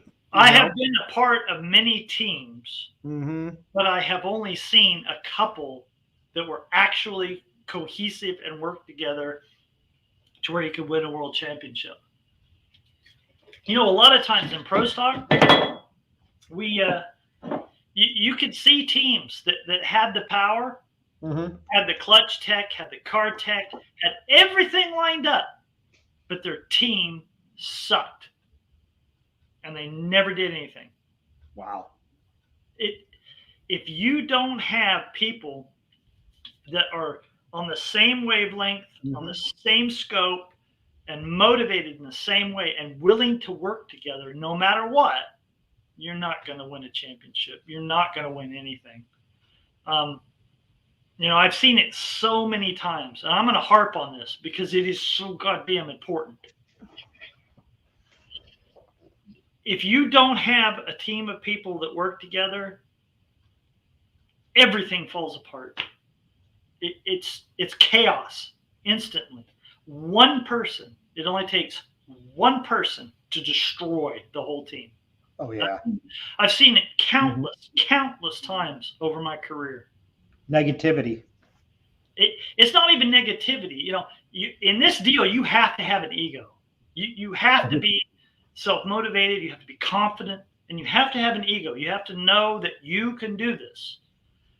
But you can't let that ego rule or impede other people's ability to do their job. And it only takes one guy. I have seen it so many times. One guy can destroy an entire team so easily. And that's when I came to BES, of course, I worked for some really, really dysfunctional people. And even as dysfunctional as they were, they still managed to achieve success because they had a chain of command. In other words, they had somebody at the top that was going, listen, you're going to do it this way. And that's what you need. You need a clear, concise chain of command with any team, or it's going to fall apart. Oh, yeah. Too many chiefs and not enough Indians, or it's going to fall apart. And everybody that knows their job needs to be able to do their job, and everybody come together and achieve a common goal. And, that sounds so corny, I guess, and so easy, but it's not. It's not easy. Because in this game, you have to have ego, you have to have self-confidence, and you have to know you can do it. And that kind of, sometimes guys get a little bit more of an ego than they do ability, and that just instantly destroys everything. Very few, I've seen in my life 3 teams that I've been a part of that were perfectly cohesive and could win a world championship. That's not a lot. No. So listen. At Madcap in 1990, we had what we called the Dream Team. And that's Dave Capriotti, who owned Madcap, and Gary Gaines bought Madcap and wanted to go Pro Stock. That was the Dream Team right there. Every person that worked at Madcap at that time went to NASCAR or drag racing and did huge things. Every single one of those guys was a professional in their own right, and they went out there and they kicked ass. And you know what? The only reason that didn't work is because of the owner. The owner destroyed it. Usually it's one guy that destroys it all, but That time it was the owner. It's not good when the owner's doing it. The old sock heads for the cammers, 427. Let me see that. I love those old cameras. Some people are not into them. These? Oh yeah, there it is. Yep. Yep. I have lots of pictures of those. Lots and lots and lots of pictures. We when I was working for my dad, we had lots of camera engines that we did. Oh, yeah. And we actually put one, get this, in a Cobra kit car. I've seen it one other time. It was so front heavy. He had to put huge springs in the front, and he couldn't. That thing pushed in the corner so bad. Oh, sure it would. It was completely undrivable. Here's what I want to do, because we're already at 3 hours now, and I want to talk about something that we had talked about earlier and kind of wrap it up, or we keep going. I don't know. We'll see if my wife texts me and says, "You better get in here." But I want to show you this picture, and then you'll see what I'm talking about. And it's up in the corner. I don't really know how to make it any bigger, but you can see the head I'm talking about. That's actually a pro stock. Let me see if I can. I don't know if I can make it any bigger.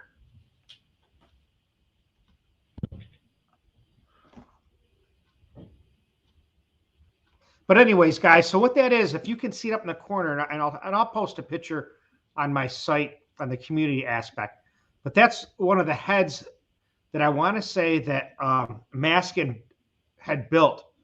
It's hard to see, but that head is one of those AMC this pro stock head that was cut and transected in half and raised up. And that head is the first head they made a sheet metal tunnel ram for, if I'm not mistaken. So I was talking to Darin about that because he was telling me some pretty interesting things about Dick Maskin and cylinder heads. And he might tell the story.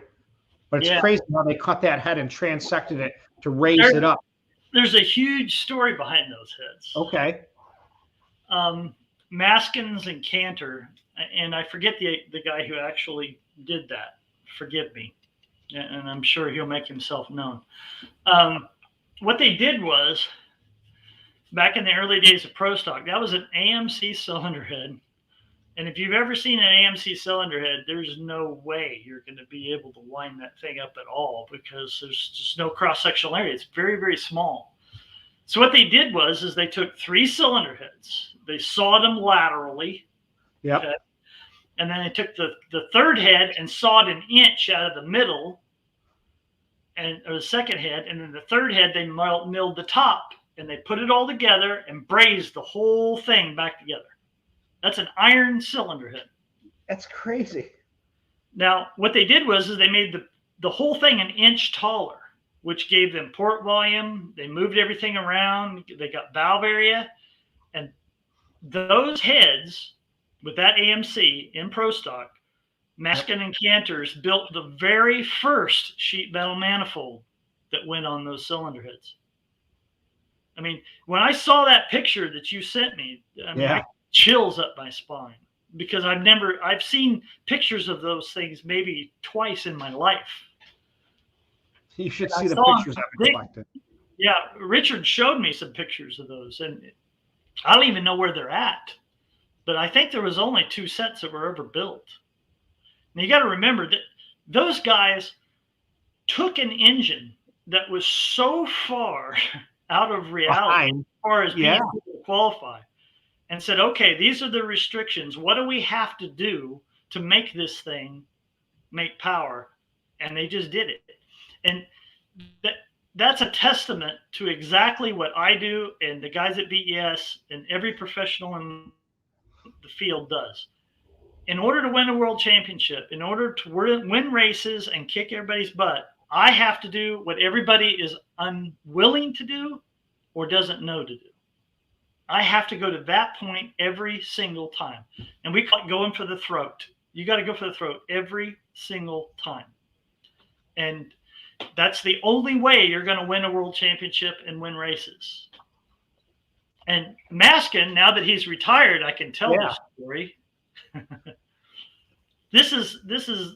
There's a lot of secrets in pro stock and throughout racing that nobody ever talked about. But Maskin's retired. He's sold Dart, so I don't think that he'll be too upset with me saying this. But Richard was an extreme innovator on many aspects. And Indeed. one of those was he never used a GM cylinder head in his life. Now let's take the DRCE 3 cylinder heads, for example. Yep. Those cylinder heads had casting numbers, serial numbers in the water jacket.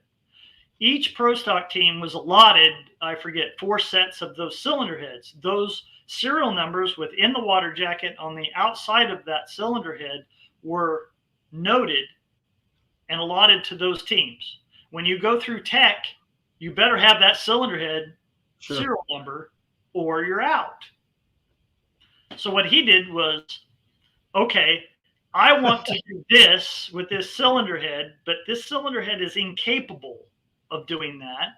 So what I'm going to do is I'm going to buy 5 sets of these cylinder heads. I'm going to find out what those casting numbers, and then I'm going to make my own goddamn cylinder heads. I'm going to cast them myself with those numbers in it, and I'm going to do whatever I want.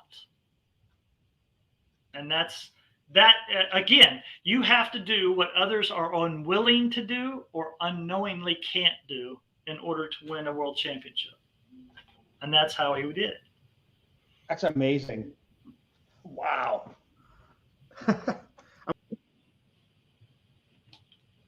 Uh-oh. Looks like I'm the only one up here.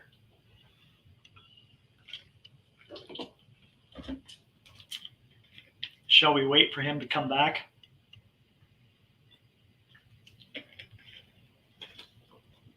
I think that's me. We're getting close to running out of time. But here's another set of heads. Let me show you this one and tell me what you think about this one. Let me find it now because it's kind of cool. Now, this is a set. I don't know if you can see that one. Those are Wally Booth's heads. Okay. They're hard to see. I'll make a better picture. We can skip that one because it's really hard to see. But I know his heads were done by a guy named Bob Schaefer, I think his name was. Yeah, I know him. And let's see. Here's some other interesting stuff. I just found these today. How about Bob Glidden's W2 heads?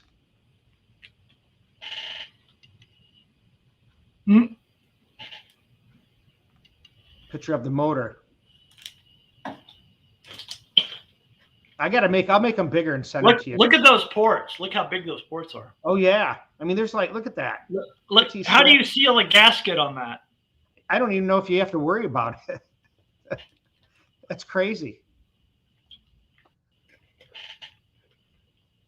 But yeah, I'll make a video and put them in a little more detail. Get some more information. If you're going to win a world championship, if you're going to win races, you have to do what other people are unwilling to do or don't know how to do. That's it. Yeah. You take the chance. Here, this is a guy you may know. I want to welcome. That's Steve Kenzel. So he knows a guy that you may know.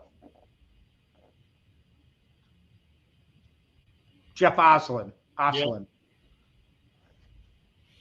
Yep. Tell him hi, Steve. Tell him to watch this. Now, here's an interesting one.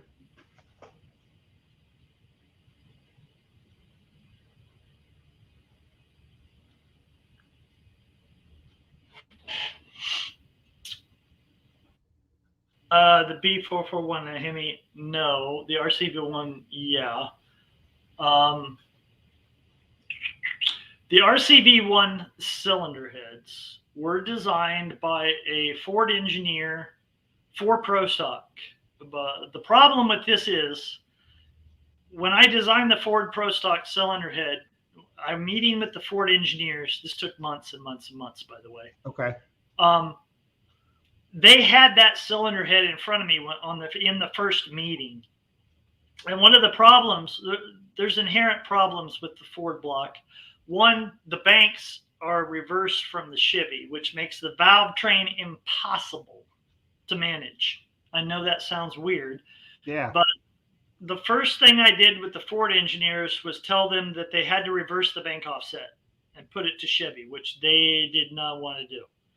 But after showing them how detrimental it was, they conceded the fact that, okay, we need to do that. So they reversed the bank offset. So the Ford valve train and the way it's laid out, it's impossible to get the push rods perfectly straight and in plane, meaning if Right. you have a rocker arm, the lifter isn't over here pushing Right. on the rocker arm this way, or it's not like this pushing on the right. It has to be perfectly in plane, and the rocker arm has to be in plane this way. It can't be canted over. In other words, it can't be canted to where when it's pushing it off to the side. Okay, in plane is meaning the force that's being applied is directly attributed to the motion. Okay, so getting off subject just a little bit, asymmetrical heads like the Big Chief heads, you have one port going this way and one port going this way, just like a big block Chevy or small, standard.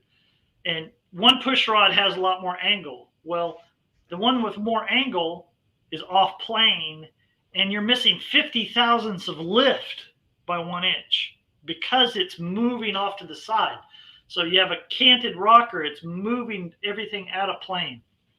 So, and once we got the bank offset right, and the valve and the lifter bores moved up to where we, you have lifter bores like this, we have to move the whole cam tunnel up and move those lifters out so we can get everything in plane. Once we did that, they were, now I'm getting off track, but once we achieved that, they were able to design the cylinder head to where everything could work properly. What was your question before?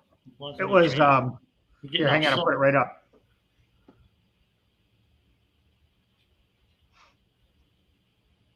Okay.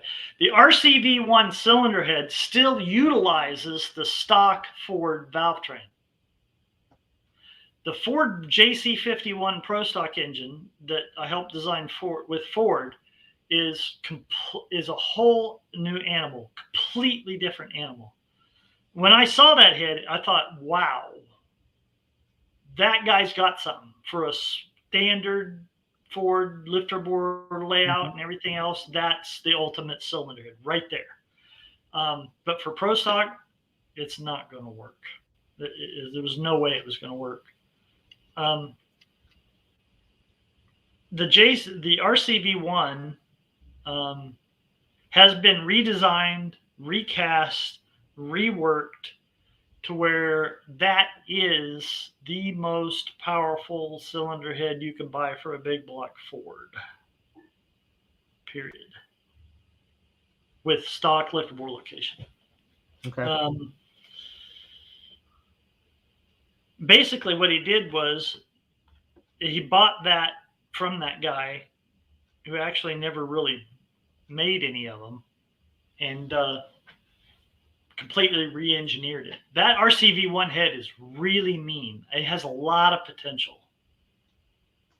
Jody Gunter is the individual who bought those and re-engineered everything. As far as big block Ford power is concerned, I don't see any other cylinder head that will outpower that one. Okay. Other than a Hemi, of course. How about this one?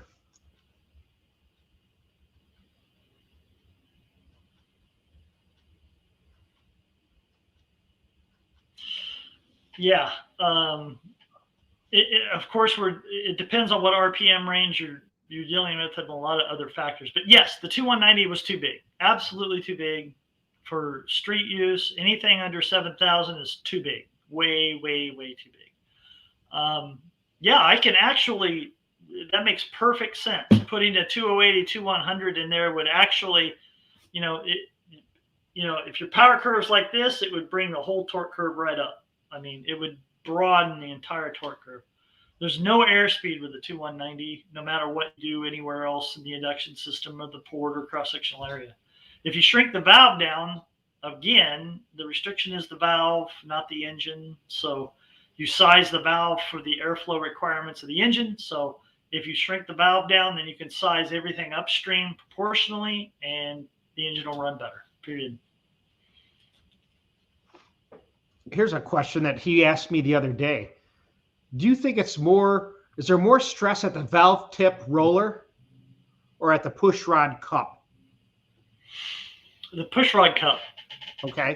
As far as, it depends on what you mean by that.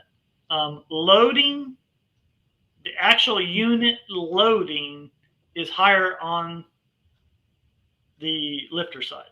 Okay. Because of the ratio. So if you have 400 pounds on the seat, you multiply that times 1.8, and that's your loading on the opposite side. Okay. He was talking about the loading in the push rod cup versus the importance of where the valve tip, roller tip is in relation to the valve stem, which is more important. Having better. Neither one is more important. Both are important. Okay. Neither one is more important, but both are important. Okay. And they're not mutually exclusive, and they're not you can't put those two together. They're two separate parts of the problem. Okay. The tip loading is usually more so the valve velocity and the acceleration ramp, and the unit loading on the push rod is the ratio and acceleration ramp. So yeah, it's kind of like two separate things, but they definitely work together.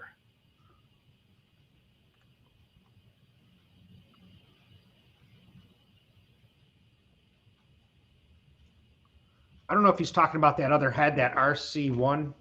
The RCV1 is a perfect head for truck pulling.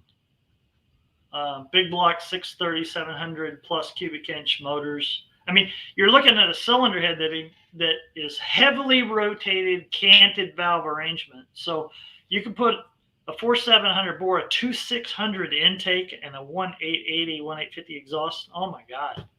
I mean, the power RPM potential of that cylinder head rivals anything out there other than a Hemi.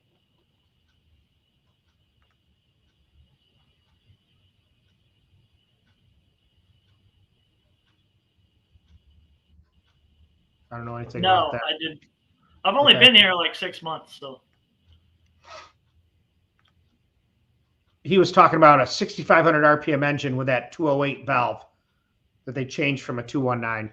I'm not aware of that project, so can't give you an opinion. Let's see.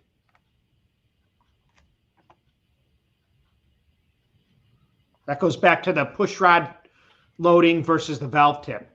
If I had to compromise one side, would you concentrate more on the cup side? That's a loaded question.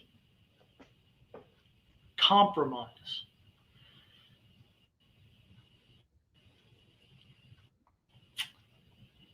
Compromise in what situation? Because a compromise with 300 lift is a different compromise than with 800 lift.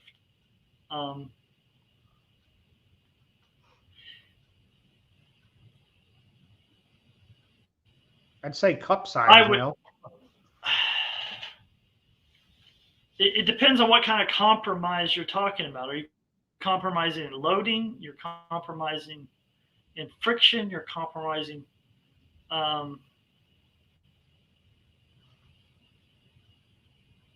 He'll write back. No, I would not compromise more on the cup side, and I'll tell you why. I'm just going to pull this off. I'm just going to take the question for what it is. Yep. The reason I wouldn't compromise on the cup side is because that's where the unit loading is the highest. So I'm going to get more push rod deflection, more rocker arm deflection, and everything else if I put more load on that side. So I would tend to try and balance the system where I don't have high unit load on that side of the rocker and try to even it out on both sides. If I had to compromise, no, I would not compromise on that side. I would go with a lower ratio and not see, this depends. Let's say you have a small base circle camshaft. Let's say a Pontiac with a, what is it, a 40 millimeter camshaft. Itty bitty little thing. So the most you can get is a 440 lobe. And in order to get any lift whatsoever, you're going to have to put a 2-to-1 rocker arm ratio on there. So yeah, you're going to have a unit loading on that side of the rocker that's absolutely stupid high. But that's the situation you're dealing with.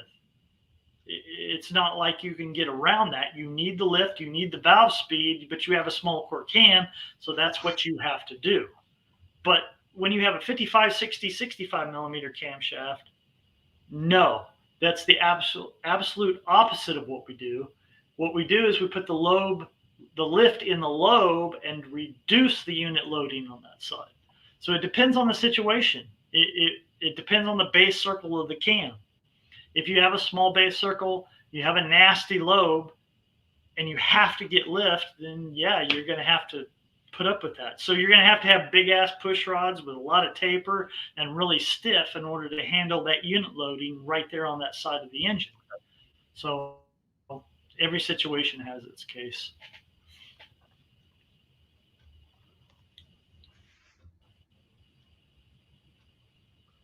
Well, you ported a set of them, Darin. Mine, remember? Those were close to 400 CFM, like 900. Okay, what is my opinion of it? Let's take the last one part first. What is my opinion of AFD Cleveland heads? Like the ones you ported for me. Yeah. Again, it depends on the situation you're going to use that cylinder head in, whether it's a good or bad choice. I wish I could just say, those heads are bad and these heads are good, but I can't do that.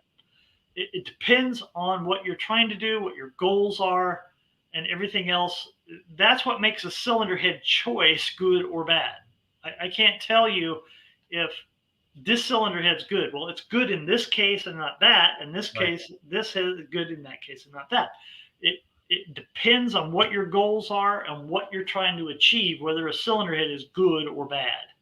So it's the application. What application are you using it for? Discipline of racing, RPM, everything goes hand in hand. The big picture.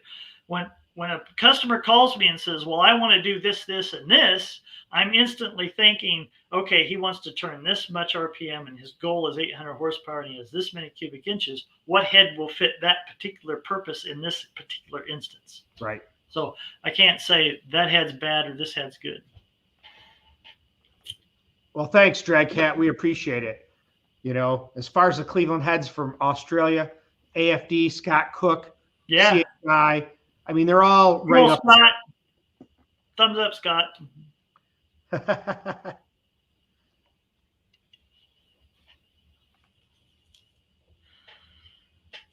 You're welcome. And Steve said that's the answer he was looking for, what you answered about the push rod loading and the valve. Good. So yeah, DragCat, email me or message me and we can talk about those cylinder heads. But he's talking about, quarter mile drag racing 7,300. Those heads are great for that. Yeah, drag race will be absolutely fine. Yep. I will tell you this, that cam's too small if you ask me. 682 lift. Those heads. Yeah. I'll put it back here. I'll see 380. Yeah, that's too small. But, that's too small. I mean, you need to be, even if you're in 275, 282. Oops, sorry. And 750 lift. Yep. Because at 750 lift, you're only going to really have maybe 715 or 718 loaded. Somewhere in that range, maybe 720. I know my 744 was 712. That's loaded. why all my numbers, as far as mathematically analyzing something, are 87 or 85% of gross lift. Because that's, if I look at a flow curve, it's 85% or 87%. Okay. Because that's minus lash and deflection and everything else. Well, you're the one that told me about loaded, measuring things with loaded for piston and valve clearance. Measure them loaded. That'll really tell you. Yes. That's why super stock racers are faster than others. That's why people are faster. They take that cam and say, I can go this much more. And right? You know. Yeah, absolutely. Perfect. Yes. When you model an engine, you have to have the whole thing together. You have to load that belt. You have to load the system just like it is in the running engine. And that's your real valve clearance.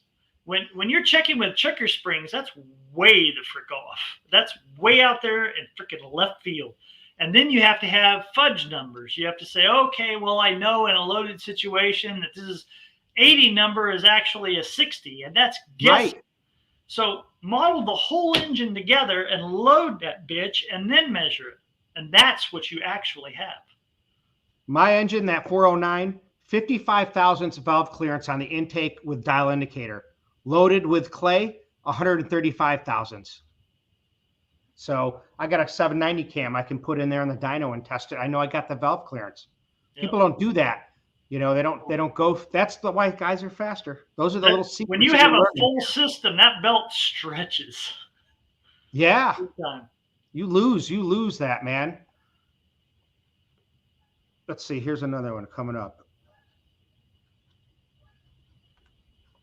What's the rule of thumb? That I don't know what you're talking about, Steve. So get back to us on that. The rule of thumb is baseline things we go to in every day. It's like, okay, I know a 90% throat's going to work across the board. I know that 51% of the bore, as far as valve side, is going to work across the board. You know, it's like, that's a rule of thumb. It's a generality that gets you in the 85% range. And from there, you got to go on the dyno and you got to beat the engine to death and you got to burn some gas to learn what it's telling you that it wants. The engine, and please, if you take anything from anything I've ever said, please listen to this. The engine tells you what it wants, but you got to burn gas and you got to get on the dyno and you got to beat its brains out on the dyno and the racetrack in order for it to tell you what it wants. Now, he clarified it after I asked him. This is what he was asking.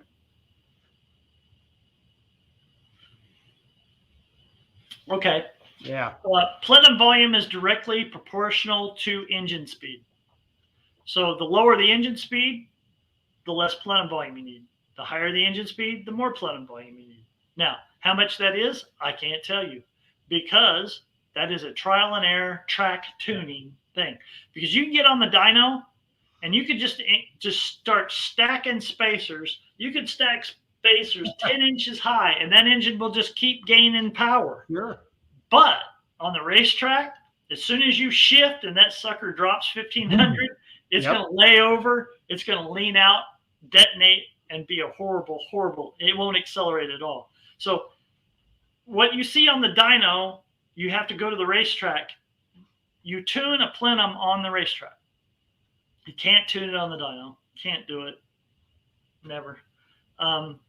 Because let's say an engine that operates at really, really high engine speeds, it has to drop 1,000, 1,200 RPM and recover.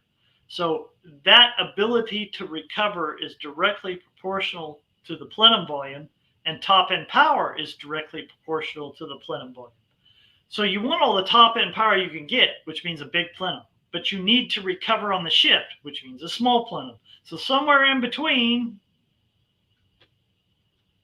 that's where it's going to tune up, and the track is the only thing that's going to tell you that. And now, if you have an automatic car, when you have that, now you're going to start talking about your converter change to where that drop of RPM is in this shift. You don't want it dropping down 1,500 way down out of the power band. You want to keep it at 1,100 right in that area. Those are things you put together. Automatics are a little easier to tune as far as plenum volume is compared to a stick shift. A stick drops hard, fast. A torque converter will drop down and recover smooth. Sure. A stick just drops, boom. On or off, boom. You got to come right down, and let's say torque peak's here. You want to be dropping down in here. You don't ever want to drop down to the torque peak because there's nothing below it to help you accelerate.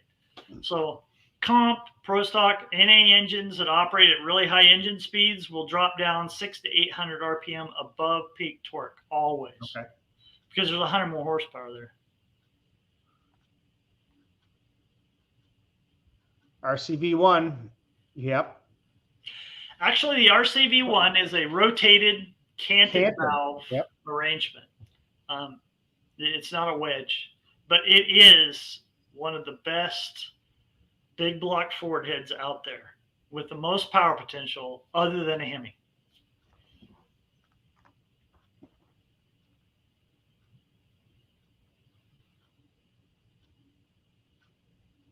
A bifurcating port is the worst case scenario you could possibly come in contact with as far as an induction system designer, because at that point, there is no harmonic tuning. There is no resonance. There is no tuning whatsoever. It's completely destroyed with a bifurcated port. Like an MG cylinder head where you have one port feeding two valves, that is an untunable situation. There's no way of getting around it.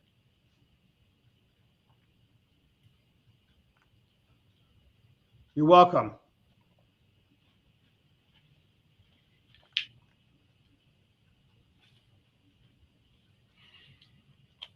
That was Wild Bill. Yeah. Awesome Bill from Dawsonville. Well, Ernie Elliott. Oh, I'll put it back so you can see it. Whoops. The engine speed that they could attain with the gearing they could attain back then. I mean, if you took the power that a NASCAR engine makes right now and just let them go for broke, they'd be going 260. Wow. Yeah. I mean, if it wasn't for all the rules that NASCAR has mandated for that, they would be killing drivers right and left. So that's the limiting factor, the carburetor, right? That's how they slow it down. Engine speed is the limiting factor. Ah, okay. Which is why they have restricted engines. A restricted engine keeps the engine speed down, which means you can only gear it X amount, which means you can only hit it X speed. So I guess the answer to that is really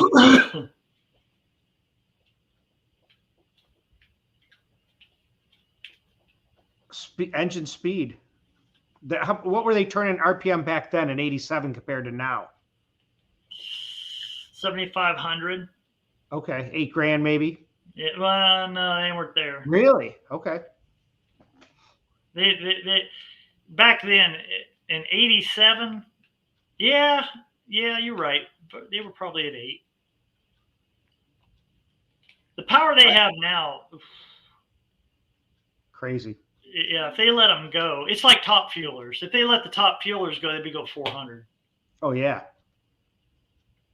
I'm going to call up Ernie Elliott and Bill Elliott's their office or building or whatever business and try to get a hold of them, get them on here. There's only one reason we can't go any faster than we can. Rules. Insurance companies. Oh.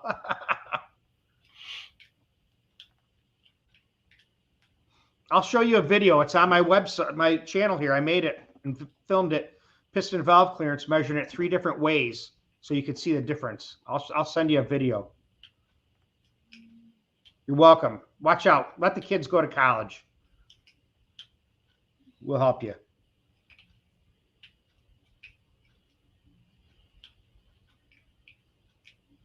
I don't know much about them.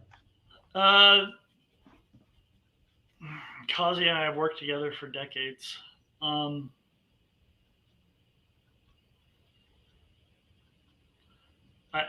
head you're thinking of,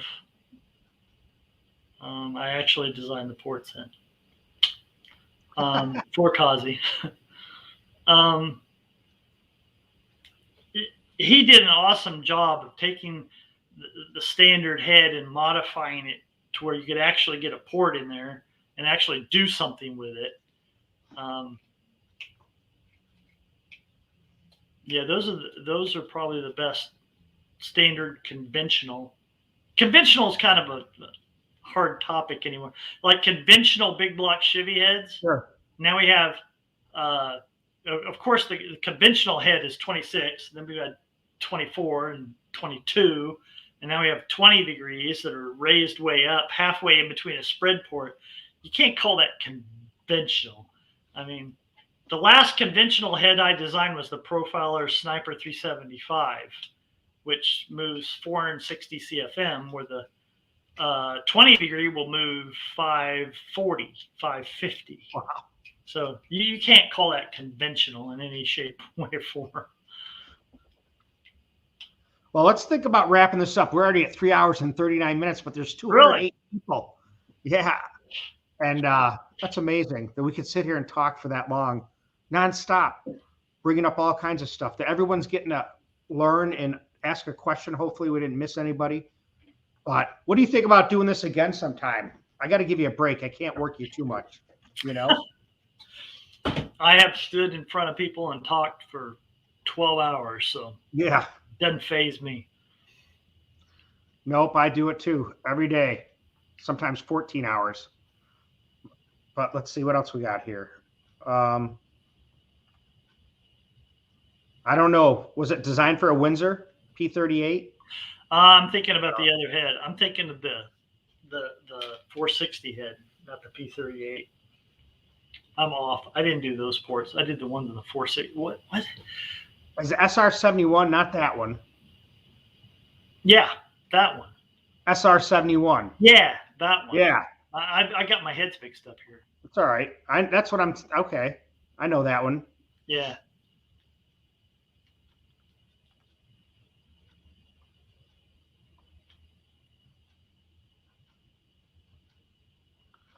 Yeah. Mercedes pushrod. That's an interesting engine. Really? Yeah. Yeah, because the Mercedes had a cross pushrod. Okay. So you had one pushrod coming up, you had a rocker arm, okay, that actuated another pushrod that went to the other side of the cylinder head that actuated another fucking rocker arm that pushed the valve down. So you How had can two that thing pushrods. run? How could it be running high RPM with all that geometry? Well, it didn't run relatively. It was I forget exactly the rule loophole that they fit into, but it didn't have to turn a lot of engine speed. And I forget that whole scenario. But that was a really cool engine. And yeah, the G-forces on those guys It's crazy. is amazing.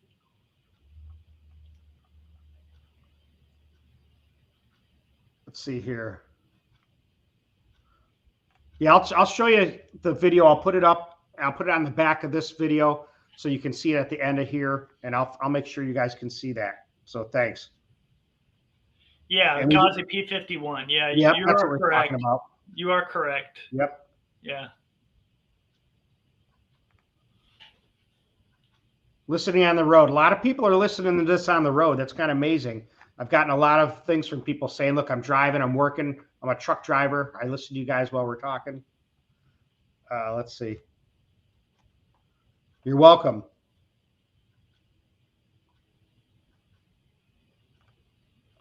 Allowed unlimited boost running push rods. Must be one of the advantages or something. He's probably talking about the Mercedes engine. Yeah. So let's wrap it up. Here's what we'll do. We'll end it now. Let me just get that out there so we can see each other. So what we'll do is we'll set up another time. We'll give you a break, Darin, so you don't have to worry about it for a little while. We'll come up with some more questions. I just can't believe 200 people. We've been doing this for 3 hours and 43 minutes. Thank you guys for subscribing. Don't forget, hit the like button. Let's try to get more than 80 likes. There's 200 people on here. Better have at least 200 likes. Come on. And we'll get this going again. We'll have to come up with a different theme. Or if there's got questions, you email me the questions and I'll get them to Darin. And we'll talk about them here on our next chat. And I appreciate everybody that's been here. So thanks. I'm going to end it right now, Darin. And thank you, guys. Yeah, thanks, Anthony. He's from Vegas. He invited us out there to see the Shelby Museum. We'll go out there. Appreciate it. Definitely spend a day out there. Let's do it then. We'll plan a trip and we'll go out and see Anthony Aviconio, a video. Thanks, guys. Appreciate it.